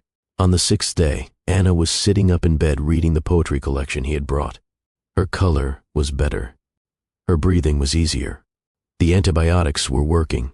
She looked like herself, or at least like a version of herself that was beginning to remember what herself looked like.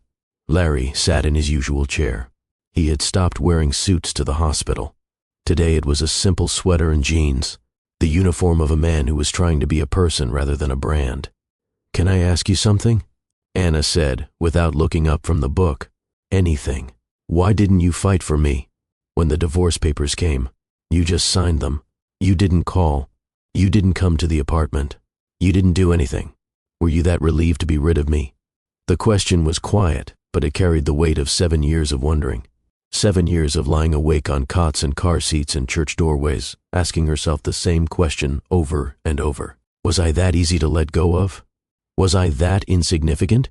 Did the years we spent together, the vows we made, the life we built, did any of it mean enough for him to pick up a phone? Larry was silent for a long time. When he spoke, his voice was stripped of the polish and confidence that usually coated his words like lacquer. "I was a coward," he said. "I knew what I had done. I knew the marriage ended because of me, because of my neglect, because of Diane, because of every dinner I missed, and every concert I didn't attend, and every time I made you feel like your life's work was less important than mine. And when the papers came, I had 2 choices. Fight for you and face everything I had done, or sign them and move on and never have to look at the damage." He paused. "I chose not to look, because looking would have required me to admit that I was wrong, that Gerald was wrong, that the entire philosophy I had built my life on was wrong, that success without connection is just expensive loneliness. I wasn't ready to admit that. So I signed the papers and I poured a drink and I went back to work. And I told myself that the settlement was generous and that you would be fine because you were strong and capable and didn't need me." He looked at his hands. "I told myself you didn't need me because it was easier than admitting I needed you." Anna closed the book. She looked at him with those brown eyes that had seen things no person should have to see, and had somehow retained the capacity to see clearly. "That might be the most honest thing you've ever said to me. It's the most honest thing I've ever said to anyone." The silence that followed was different from the ones that came before. Warmer, maybe, or at least less frozen. The temperature between them had shifted by 1 degree, which doesn't sound like much, But 1 degree is the difference between ice and water, between solid and fluid, between stuck and moving. Anna was discharged after 8 days. She had nowhere to go and they both knew it, though neither said it aloud until the discharge nurse asked for an address. "She'll be staying at the Heathman," Larry said. He had arranged a suite. Not lavish, just safe. A room with a door that locked and a bed that was hers, and a window that looked out over a city that had almost killed her. Anna opened her mouth to refuse. The refusal was automatic, a reflex built over 7 years of surviving without help from anyone, especially him.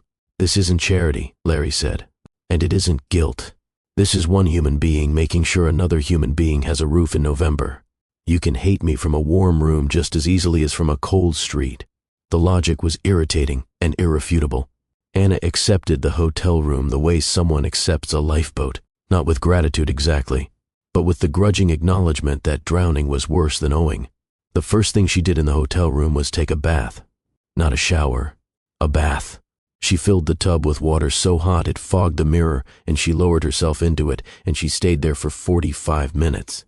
Feeling the warmth seep into muscles that had been clenched against cold for so long they had forgotten how to relax. Feeling the water hold her the way nothing and no one had held her in years. Feeling, for the first time in longer than she could calculate, safe enough to let her guard down. She cried in that bathtub, not the functional crying of someone processing grief, the deep, tectonic crying of someone who has been holding everything together for so long that the act of finally letting go feels like the earth splitting open. She cried for the apartment she lost and the car that broke and the baby she never got to hold. She cried for the music she played to empty rooms and the nights she spent in doorways and the morning she woke up with frost on her blanket and couldn't feel her fingers. She cried for the woman she used to be, the woman who played Debussy at fundraisers and laughed too loudly and cooked terrible pasta for a man she loved. She cried for the 7 years between that woman and this one, for everything those years had taken and everything they had failed to give.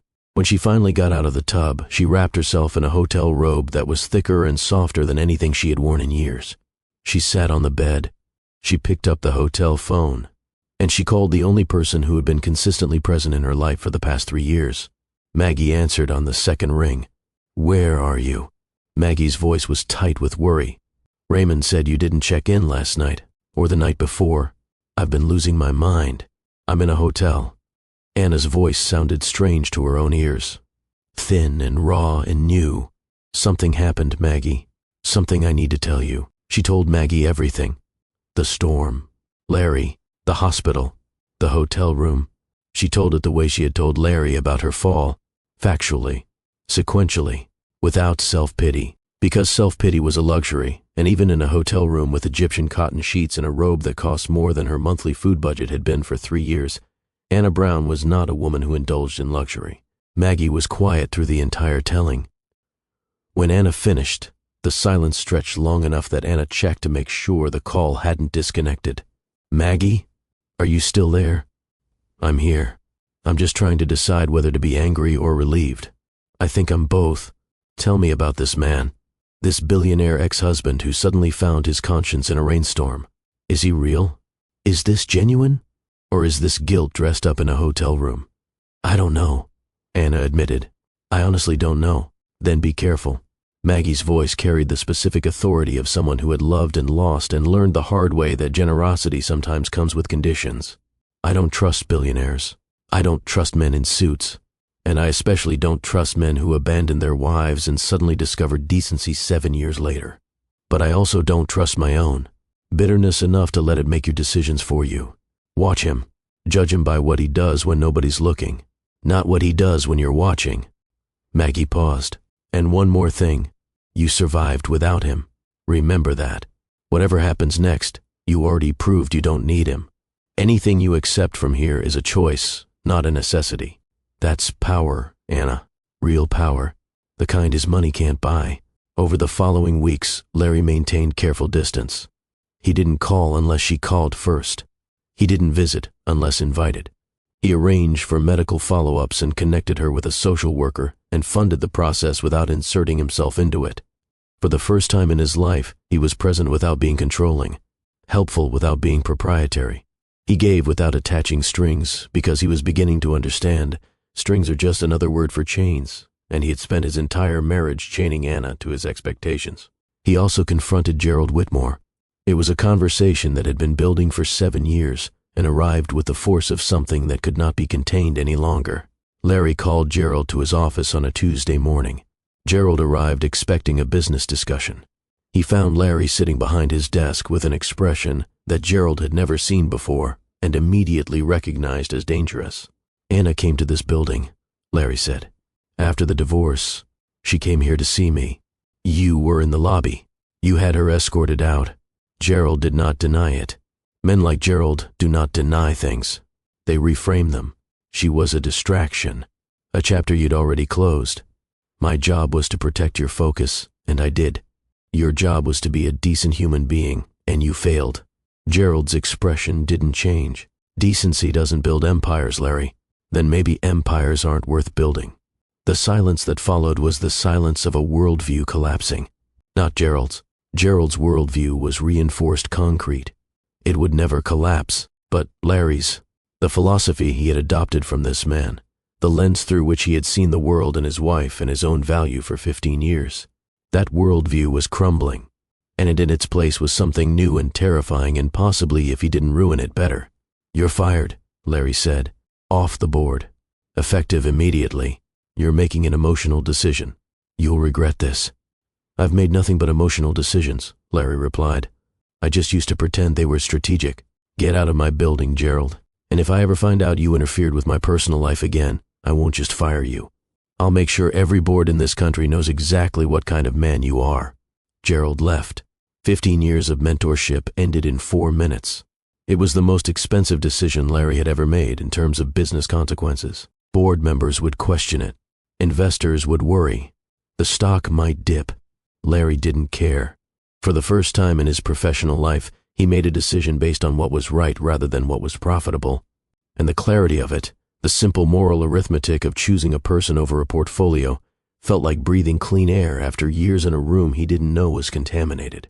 6 weeks after the storm, a Tuesday afternoon, Anna's hotel room. She had been rebuilding. Slowly, carefully, the way you rebuild anything that has been thoroughly destroyed. She had found a job.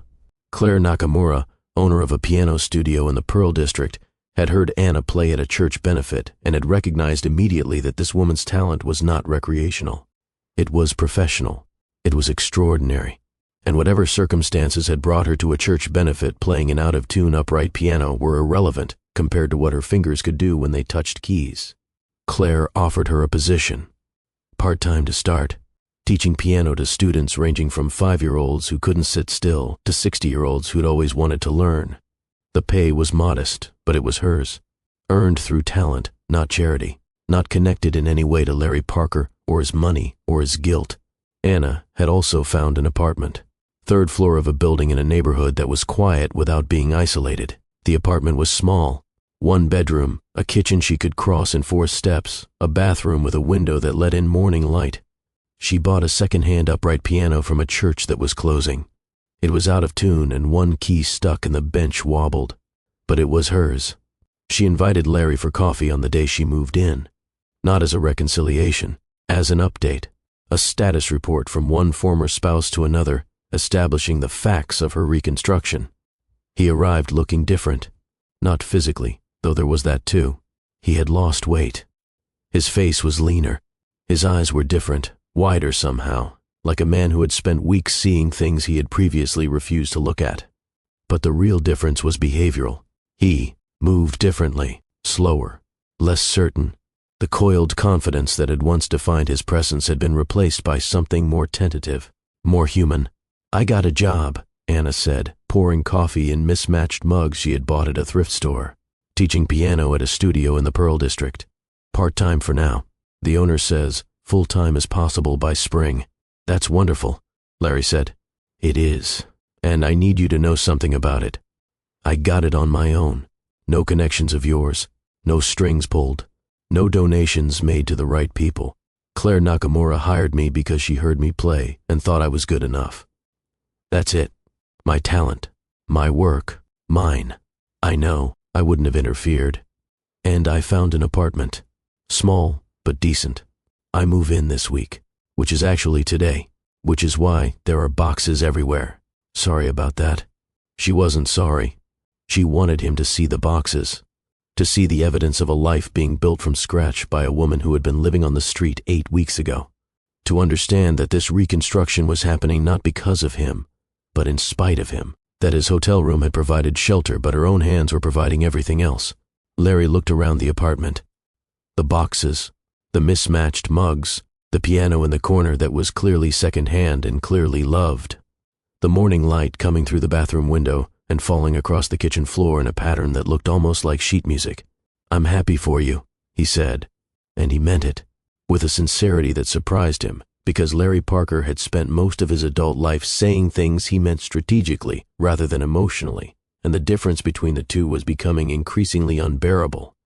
Anna studied his face, the way she used to study sheet music, carefully, looking for the hidden notes beneath the obvious melody, the dynamics marked in the margins, the places where the composer intended something different from what was written on the page. "Why did you stay?" she asked. "At the hospital, all those days when I refused to see you. Why didn't you leave?" "Because leaving is what I do. It's what I've always done.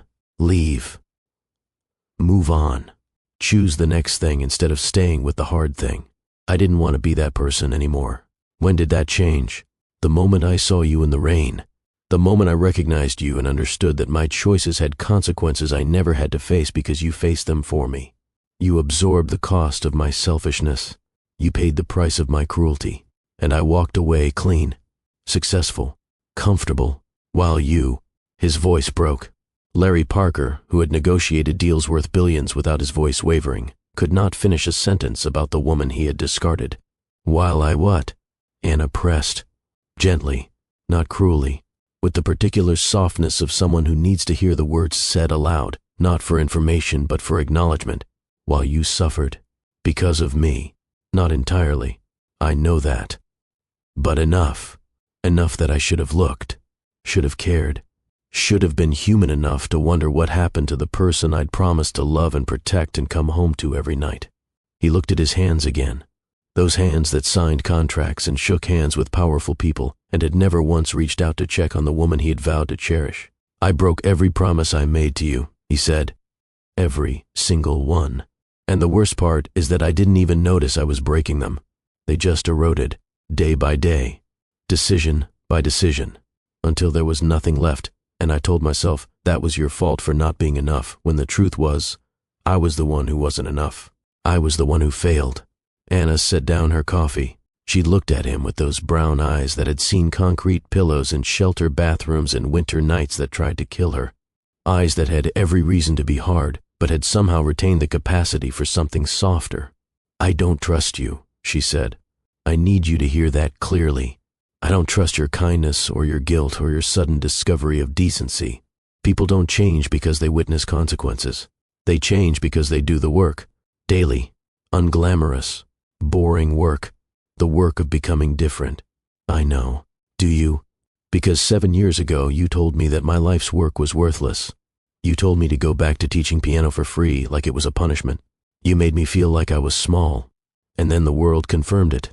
Took my home, my health, my dignity, everything. So if you're sitting in my kitchen expecting me to fall into your arms because you bought me a hotel room and brought me books and fired Gerald Whitmore, you know about Gerald? Maggie has sources. The point is, if you think gestures and guilt are enough to undo what you did, you're wrong. Gestures are just actions with an audience. I need actions without an audience. Consistency without recognition. The boring, invisible, daily work of being decent when no one is watching and no one is keeping score. Then, that's what I'll do. And Larry. One more thing. If you disappear, if you lose interest, if you decide that this project of redemption is too boring or too slow or too hard, and you vanish back into your tower and your quarterly reports and your comfortable, expensive loneliness, don't come back. I survived losing you once. I'll survive it again, but I won't give you a third chance to make me invisible. You were never invisible, Larry whispered. I was just too blind to see. Anna looked at him for a long time. Then she picked up her coffee and took a sip and said, "You should probably help me unpack these boxes since you're here and not doing anything useful." It was not forgiveness. It was not reconciliation. It was not a second chance wrapped in a ribbon. It was a door, cracked open 1 inch, letting in just enough light to see by. And for Larry Parker, who had spent his life kicking doors open with confidence and authority, learning to stand quietly outside a cracked door and wait to be invited in was the hardest and most important lesson he had ever learned. The months that followed were not cinematic. There were no grand gestures, no helicopter rides or surprise vacations or diamond necklaces presented at sunset. What there was Tuesday, and Wednesday, and Thursday, and every other ordinary, unremarkable day that makes up a life. Larry showed up. That was the whole story. He showed up, not with fanfare, not with cameras, not with the expectation of applause or gratitude, or the kind of emotional payoff that makes effort feel worthwhile. He showed up the way sunrise shows up, consistently, without being asked, without requiring acknowledgement. He attended Anna's first student recital at Claire's studio, sat in the back row of a community hall, and watched 7-year-olds stumble through scales and 13-year-olds murder Mozart, and one remarkable 8-year-old, named Josie, who played her first complete piece with the kind of concentration that suggested the piano was not an instrument to her but a conversation partner. Anna guided Josie through the performance from the side of the stage, her hands moving gently in the air as if she were playing alongside her student, her face holding an expression of such fierce pride and tender encouragement that Larry felt something crack in his chest. The same crack he had felt at the hospital, not breaking, thawing, ice making room for water. He helped Anna move into her apartment properly, carried boxes up 3 flights of stairs without complaint, assembled a bookshelf from a flat pack while Anna directed from the couch with her feet up and a cup of tea and a running commentary on his inability to follow illustrated instructions. "The shelf is crooked," she observed. "The shelf is character," Larry countered. "The shelf is going to collapse and destroy my poetry collection. Then I'll buy you a new poetry collection. I don't want a new one. I want the one I have. That's the point of books, Larry. They're not interchangeable. Each copy carries the history of everyone who's read it, the coffee stains and dog-eared pages and margin notes. That's what makes them valuable, not the words, which are the same in every copy, the evidence that someone lived with them." He looked at her. She was backlit by the window. Her hair was growing back to its former length. The scar above her eyebrow was fading. She looked like someone in the process of becoming, not who she was before, not who she had been on the street. Someone new, someone who contained both of those people and was building a third. He fixed the shelf. It was still slightly crooked. She kept it that way. He learned to cook. Not well, adequate at best. He watched YouTube tutorials with the same intensity he used to apply to earnings reports and produced meals that were technically edible if you were generous with the definition. He brought these meals to Anna's apartment on evenings when she was too tired from teaching to cook for herself. "This is terrible," she said the first time, eating every bite. "I know. I'll do better next time." "Don't do too much better. I find your incompetence oddly comforting. It's nice to know you're bad at something." He helped Maggie, not publicly, not performatively. He learned that Maggie was looking for housing and that the systems designed to help people like Maggie were slow and underfunded and operated by people who cared deeply but were drowning in a need that exceeded their capacity. He established a fund through a foundation he created specifically for housing stability. No press, no publicity, no naming rights, no Larry Parker Foundation stamped across a building. Just money going quietly to places where it was needed. Maggie moved into an apartment 3 months after Anna did. A 1-bedroom in northeast Portland with a kitchen big enough to cook in. The first thing she did was make sofrito. The smell filled the building, and 3 neighbors knocked on her door to ask what was cooking, and left with plates of Cuban food and the beginning of friendships that would sustain Maggie for years. When Maggie learned that Larry was behind the funding, she called Anna. "Tell your billionaire that I don't like owing people," Maggie said. "You don't owe him anything," Anna replied. "He owes the world. This is him starting to pay." Maggie was quiet for a moment. Then she said, "Fine. But if he ever hurts you again, I'm going to find him, and I'm going to hit him with a cast iron pan, and no jury in Portland will convict me. I'll let him know." Larry started therapy, not as a gesture for Anna, as a genuine reckoning with himself. A weekly appointment with a therapist named Dr. Callahan, who had the particular talent of asking questions that sounded simple but detonated like depth charges beneath the surface of Larry's carefully constructed self-image. "What are you more afraid of?" Dr. Callahan asked during their third session. "That she won't forgive you? Or that you don't deserve forgiveness?" Larry stared at the ceiling of Dr. Callahan's office for a long time. "That I don't deserve it," he said finally, "and that she'll forgive me anyway. And I'll have to live with the knowledge that her grace is bigger than my failure. And I'll spend the rest of my life trying to be worthy of something I can never earn." "That sounds like a good place to start," Dr. Callahan replied. He restructured Parker Industries. Not dramatically. Quietly. He delegated more. Traveled less. Hired people he trusted to make decisions he used to insist on making himself. The company functioned. The revenue held. The stock price remained stable. It turned out that Larry Parker was not as indispensable as he had believed, that the empire he had sacrificed everything for could operate without his constant attention, that all those missed dinners and empty chairs and abandoned promises had been unnecessary. The machine ran with or without him. The people in his life did not.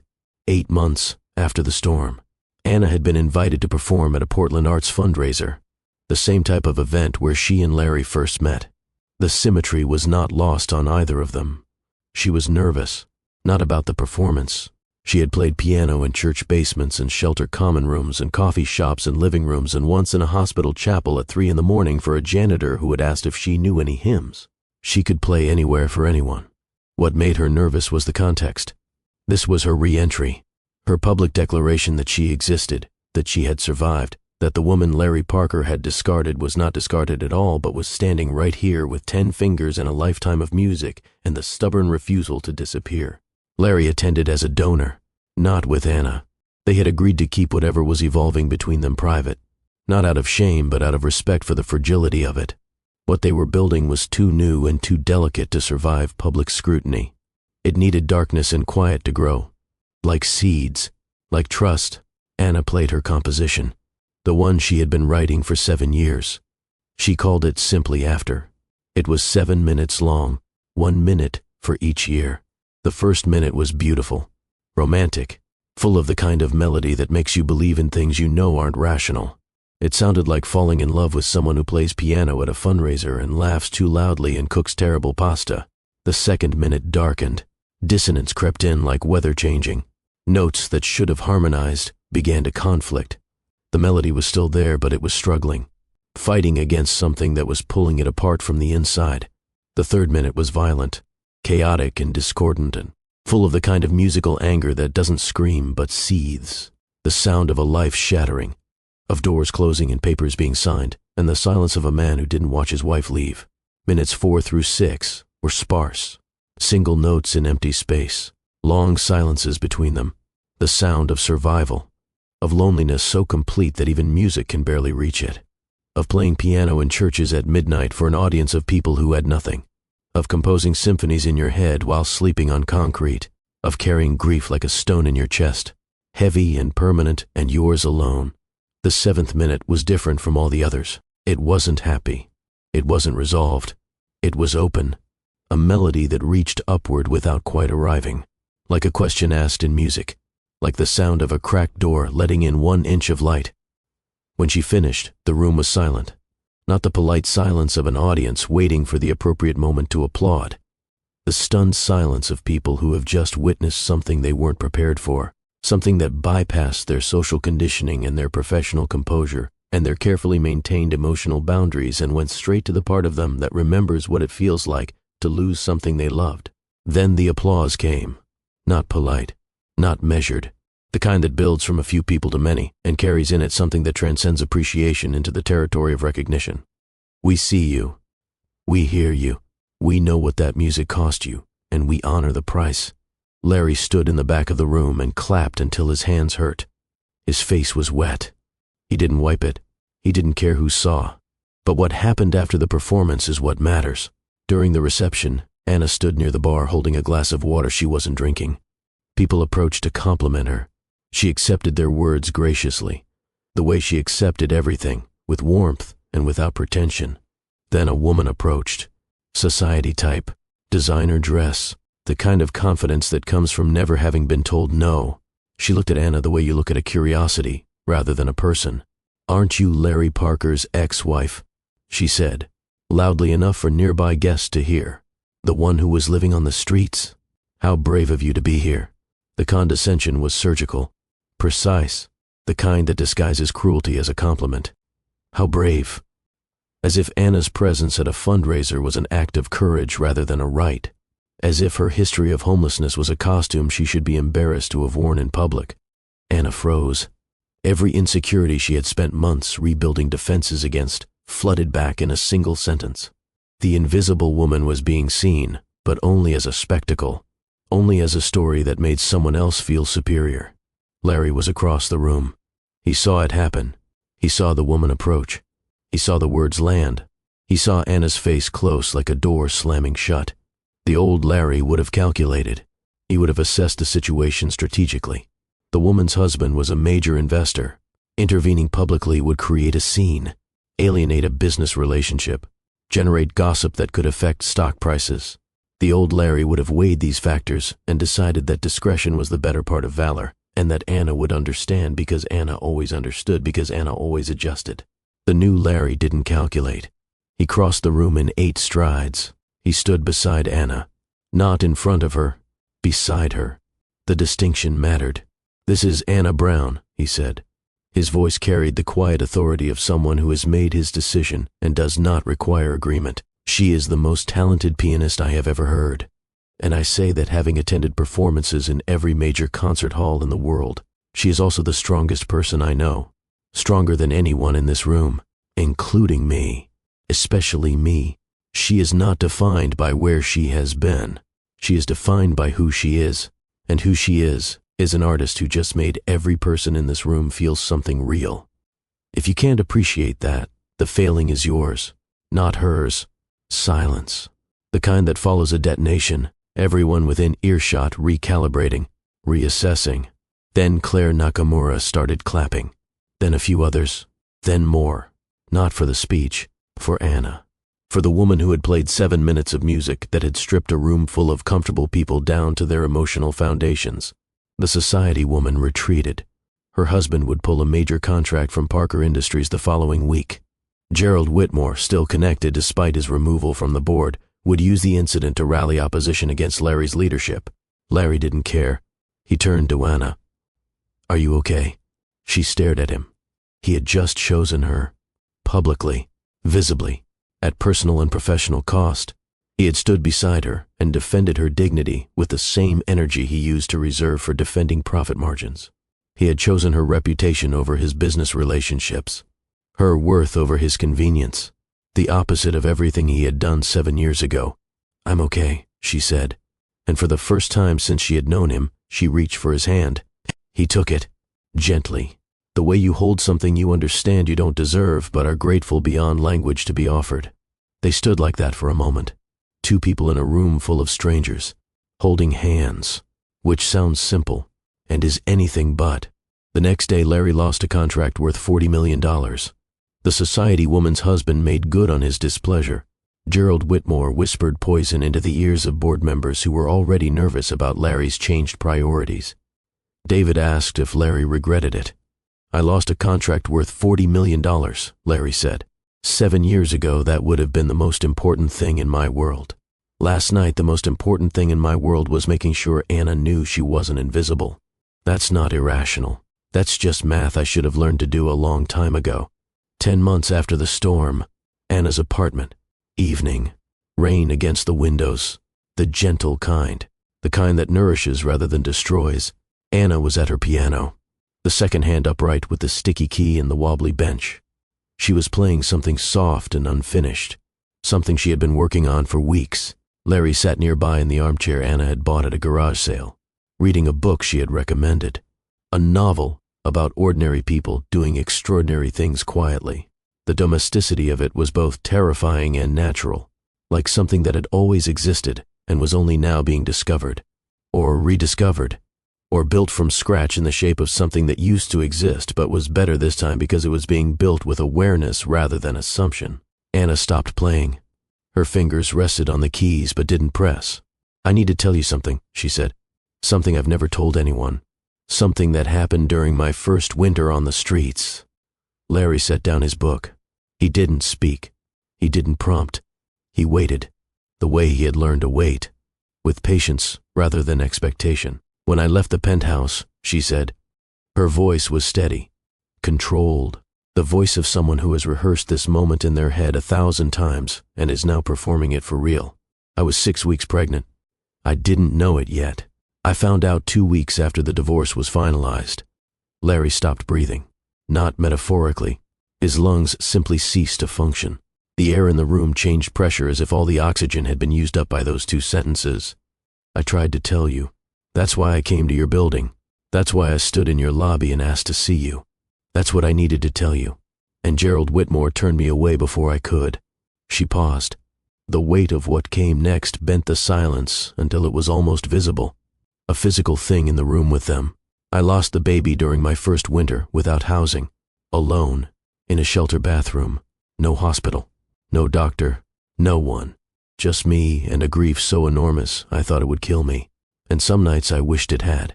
The silence that followed was the loudest sound Larry had ever heard. He didn't speak. He couldn't. Every word in every language he knew was insufficient for this moment. Every apology he could construct was an insult to the scale of what she had just told him. Every "I'm sorry" was a pebble thrown at a mountain. He stood.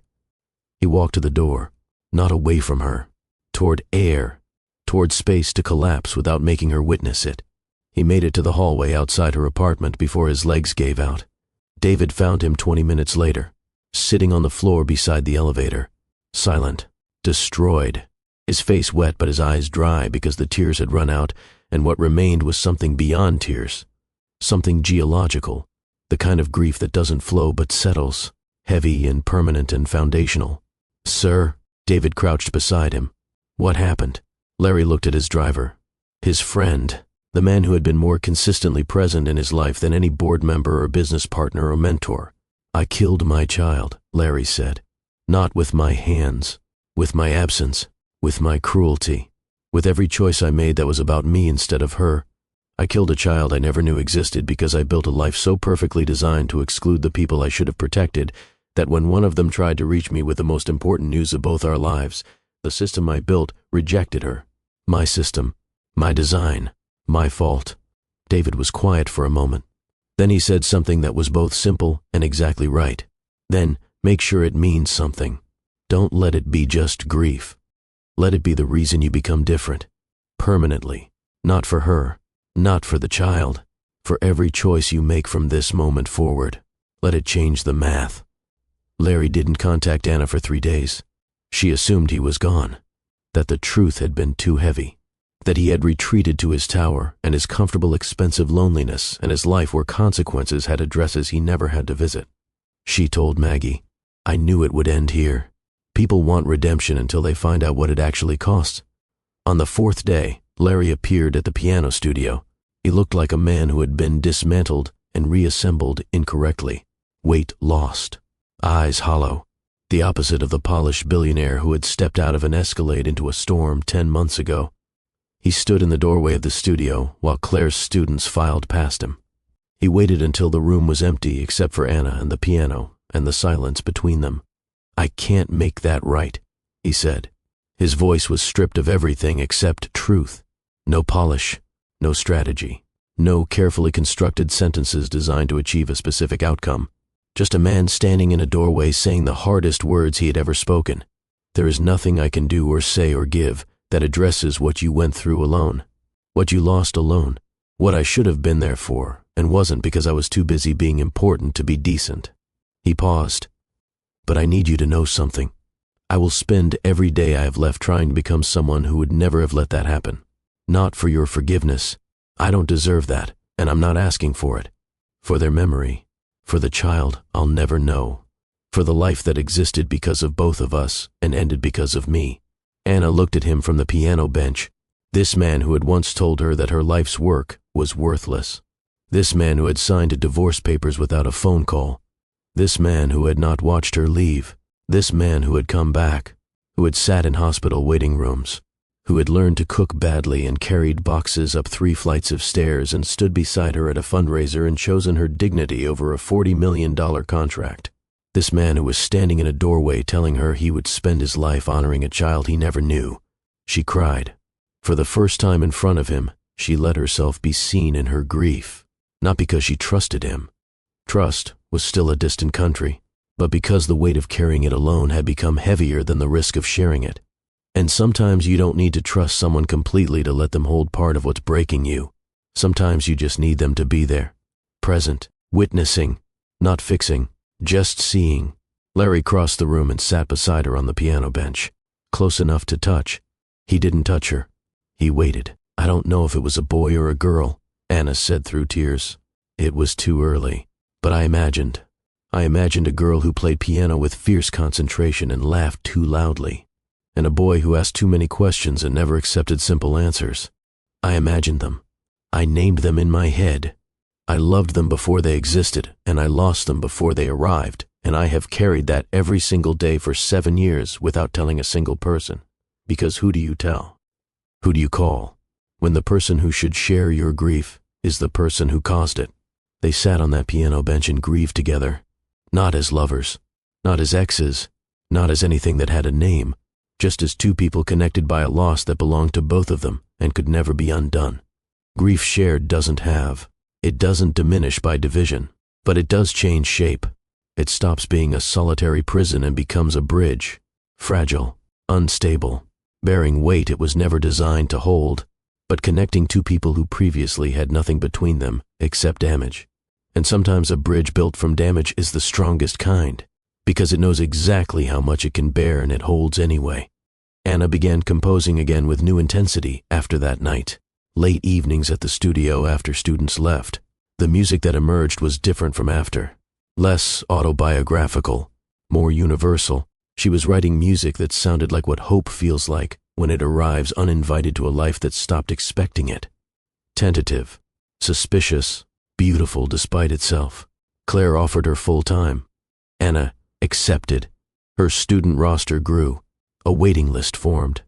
Parents requested her specifically, not because of her story, most of them didn't know her story, but because Anna Brown had a gift for seeing potential in children who had been told they didn't have any, for hearing music in people who had been told they were silent. One student in particular, Josie, the shy 8-year-old who hadn't spoken in class for weeks. Under Anna's guidance, Josie's playing transformed from mechanical to emotional, from notes on a page to a conversation with the instrument. The day Josie played her first complete piece without stopping, Josie's mother stood in the doorway crying. Claire stood behind her crying. Anna sat beside Josie on the bench and said, "That was the most beautiful thing I've ever heard," and meant it the way Larry had meant it when he said the same words about after. Completely, without reservation, with the full understanding that beauty is not about perfection. It's about honesty. A year after the storm, Anna performed at a concert, not a gala, not a fundraiser, a real concert in a small venue that held 200 people. Every seat filled. Larry was in the audience, front row this time, not hiding in the back. Maggie beside him. Claire, Raymond from the shelter, David, people who had been part of Anna's survival, gathered in one room to witness her resurrection. Anna walked onto the stage in a simple black dress. No jewelry, no artifice, just her and the piano and the silence of 200 people who were about to hear something that would change the way they thought about music and survival and the human capacity to create beauty from devastation. She played after, the full 7 minutes, every minute landing exactly as it was meant to. Love, dissonance, destruction, silence, silence, silence. And then the 7th minute, the open question, the melody reaching upward without quite arriving. But tonight she added something new, an 8th minute, a coda she had been writing for months, a response to the question the 7th minute had asked. The 8th minute was not triumphant. It was not a fairy tale resolution where every wound heals and every loss is redeemed and the music swells and the credits roll. It was something more honest than that. It was the sound of someone who had stopped surviving and started living, who had stopped being invisible and started being seen, not by the world. The world's opinion had never mattered. By herself, she could see herself again. And what she saw was not broken, was not worthless, was not someone who should go back to teaching piano for free as if that was a punishment rather than a calling. What she saw was a woman who played Debussy so beautifully it stopped rooms, who taught children to hear music in themselves, who composed symphonies on concrete and survived winters that tried to kill her and carried grief that would have crushed anyone who wasn't built from the specific combination of kindness and stubbornness and refusal that made Anna Brown exactly who she was. The 8th minute resolved, not into certainty, into possibility, the sound of a door opening wider than 1 inch, the sound of warmth that might not be temporary, the sound of someone choosing, freely and with full knowledge of the risks, to let another person close enough to matter. When the last note faded, the silence lasted exactly 4 seconds. Then the room erupted. Not polite applause, the kind of sound that 200 people make when they have been collectively reminded of something they forgot they knew about the human heart's capacity to endure. Anna stood from the piano bench. She looked into the audience. She found Larry's face. He was crying, not hiding it, not ashamed, just sitting in the front row with tears on his face, and Maggie beside him, looking at him with an expression that was no longer suspicious, but was not yet fully trusting, but was somewhere in the territory of perhaps. After the concert, outside, the rain had stopped. The sky was clear for the first time in weeks. Stars visible above the city lights. The air cold but not hostile. Winter remembering that spring was coming. "You added an 8th minute," Larry said. "I did. What does it mean?" Anna looked at him, really looked. The way she had looked at him the first night they met when he approached her after Debussy and said something awkward about not being musically talented, and she had laughed too loudly, and 2 people nearby had disapproved. "It means I'm not finished," she said. "It means the story has more to write. It means I spent 7 years composing in silence, and I'm not going to be silent anymore. Not for you, not for anyone, not ever again." He reached for her hand. She let him take it, not because she had forgiven him. Forgiveness was still a journey they were on, not a destination they had reached, but because his hand was warm, and hers had been cold for 7 years. And sometimes healing means accepting imperfect warmth while you build your own fire. Sometimes it means letting the person who once made you invisible stand beside you in the light and prove that they can see you now. Really see you. Not the version of you that fits comfortably into their life, but the real you, the messy, scarred, stubborn, magnificent, piano playing, pasta burning, too loud laughing, impossible to break you. They walked to his car. Maggie watched them from the venue entrance. David held the door. Claire waved goodnight.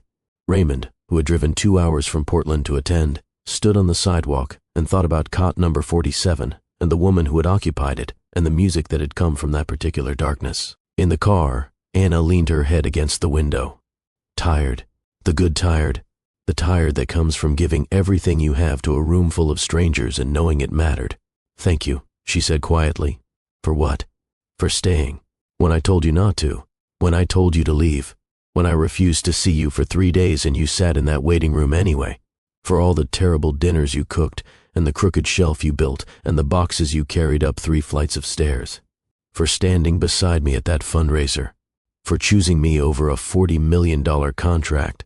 For sitting on a piano bench and grieving with me for a child we'll never know. For all of it. For staying." Larry was quiet for a moment.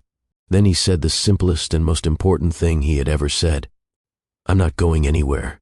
And for the first time in 7 years, Anna believed him. The story didn't end there. Real stories never end. They continue in the daily choices. The alarm clocks and grocery lists and arguments about whose turn it is to wash the dishes. The Tuesday evenings and Wednesday mornings and Thursday afternoons that don't make it into stories because they're too ordinary to seem important, but are actually the most important thing of all. Anna Brown and Larry Parker didn't get a fairy tale.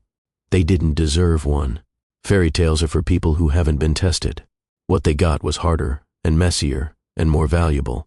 They got a second chance that neither of them earned through anything except the unglamorous, bone-deep daily work of becoming better than they were. She taught him that strength doesn't require hardness, that the strongest people she knew were the ones who had been broken and rebuilt themselves without losing their capacity for kindness, that teaching piano to children for free was not a failure but a calling. That calling is always more important than career. He taught her that vulnerability doesn't require safety, that you can risk your heart with someone who broke it once if they've spent every day since proving they understand the weight of what they're holding, that being seen again, truly seen after years of invisibility, is not weakness but the bravest thing a human being can do.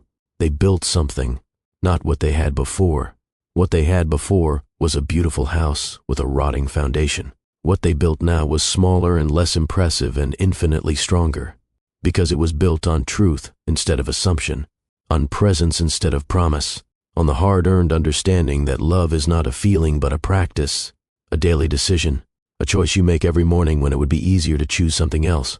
Maggie visited every Sunday. She brought Cuban food and unsolicited opinions, and the kind of fierce protective love that comes from having shared a foxhole with someone. She still didn't fully trust Larry. She told him this regularly. "I'm watching you," she said over arroz con pollo on a Sunday evening while Anna laughed from the kitchen. "One wrong move and I own a cast iron pan, and I know how to use it." "I believe you," Larry said, and he was smiling, genuinely, the way he used to smile before he forgot how. Claire expanded the studio. Anna became the lead instructor. She started a program for underserved children, funded in part by a foundation that bore no billionaire's name. Just a simple mission statement. Every child deserves to hear the music in themselves. She published After independently. It was picked up by a classical music blog that called it the most emotionally honest composition of the decade. It went modestly viral. She received invitations to perform at venues she had never imagined performing at. She accepted some, declined others. She was learning to choose rather than accommodate, to say no as comfortably as yes, to take up exactly the amount of space she deserved, which was more than she had ever allowed herself. On the anniversary of the storm, 1 year to the day from the night Larry found her on the sidewalk, they sat together on the steps of the church where Anna had played piano for shelter residents. The church had been renovated, new roof, new heating system, funded anonymously by someone whose accountant had instructions to make it happen without fanfare. The old piano was still there, still out of tune, still missing one key's cooperation. Anna sat down and played Clair de Lune, the piece that started everything. Larry sat in the pew where Maggie had once cried without wiping her tears. When Anna finished, the silence was different from every other silence in this story. It was full, not with pain or tension or the weight of unspoken things, full with presence, with the accumulated evidence of a year spent proving that people can change. That damage can be acknowledged without being perpetuated, that the person who broke you can, if they are willing to do the work, become someone worthy of being let back in. "We did okay," Larry said quietly. "We did better than okay," Anne replied. "We did real, messy and imperfect and scarred and absolutely real. I love you," he said. Simple and true, without strategy, without expectation. 3 words that meant more than any quarterly report or magazine cover or board meeting presentation he had ever delivered. 3 words he should have said 7 years ago and every day since. "I love you too," she replied. Again, still, earned through every difficult moment and every choice to stay and every terrible dinner and every crooked shelf and every Tuesday and Wednesday and Thursday. That will never make it into a story, but that made the story possible. And on the nights when the old fears crept back, when Anna wondered if warmth was temporary, when Larry wondered if he deserved the grace she was offering, when the ghosts of shelters and empty chairs and divorce papers and a baby they never got to hold whispered that none of this was real and it would all be taken away again, they didn't run. They stayed. They played piano. They listened. They chose each other again, not because it was easy, because it was true, and that, at last, was enough.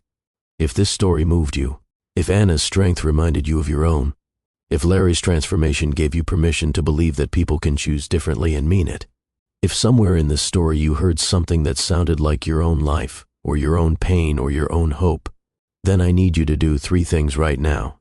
First, hit that like button, not because I'm asking, because this story deserves it.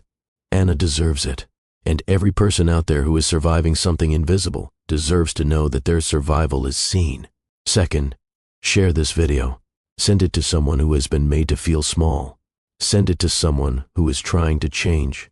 Send it to someone who needs to hear that the worst chapter of your life does not have to be the last one, that broken things can be rebuilt, that invisible people are not gone. They're just waiting for someone brave enough to look. Third, subscribe to Mr. Dawson's Stories and turn on that notification bell, because this is what we do here. We tell stories that matter. Stories about survival and redemption and the messy, complicated, beautiful work of becoming human. We tell the truth about love, about loss, about the distance between who we are and who we could be, and about the daily stubborn, courageous choice to close that distance one step at a time. Drop a comment below. Tell me what you think. Tell me which moment in this story hit you the hardest. Tell me whether you believe people who cause devastating damage can truly change. Tell me your own story if you're brave enough. I read every single comment, and your voice matters. In this community, in this world, your voice matters. Until next time, stay strong, stay kind, stay seen.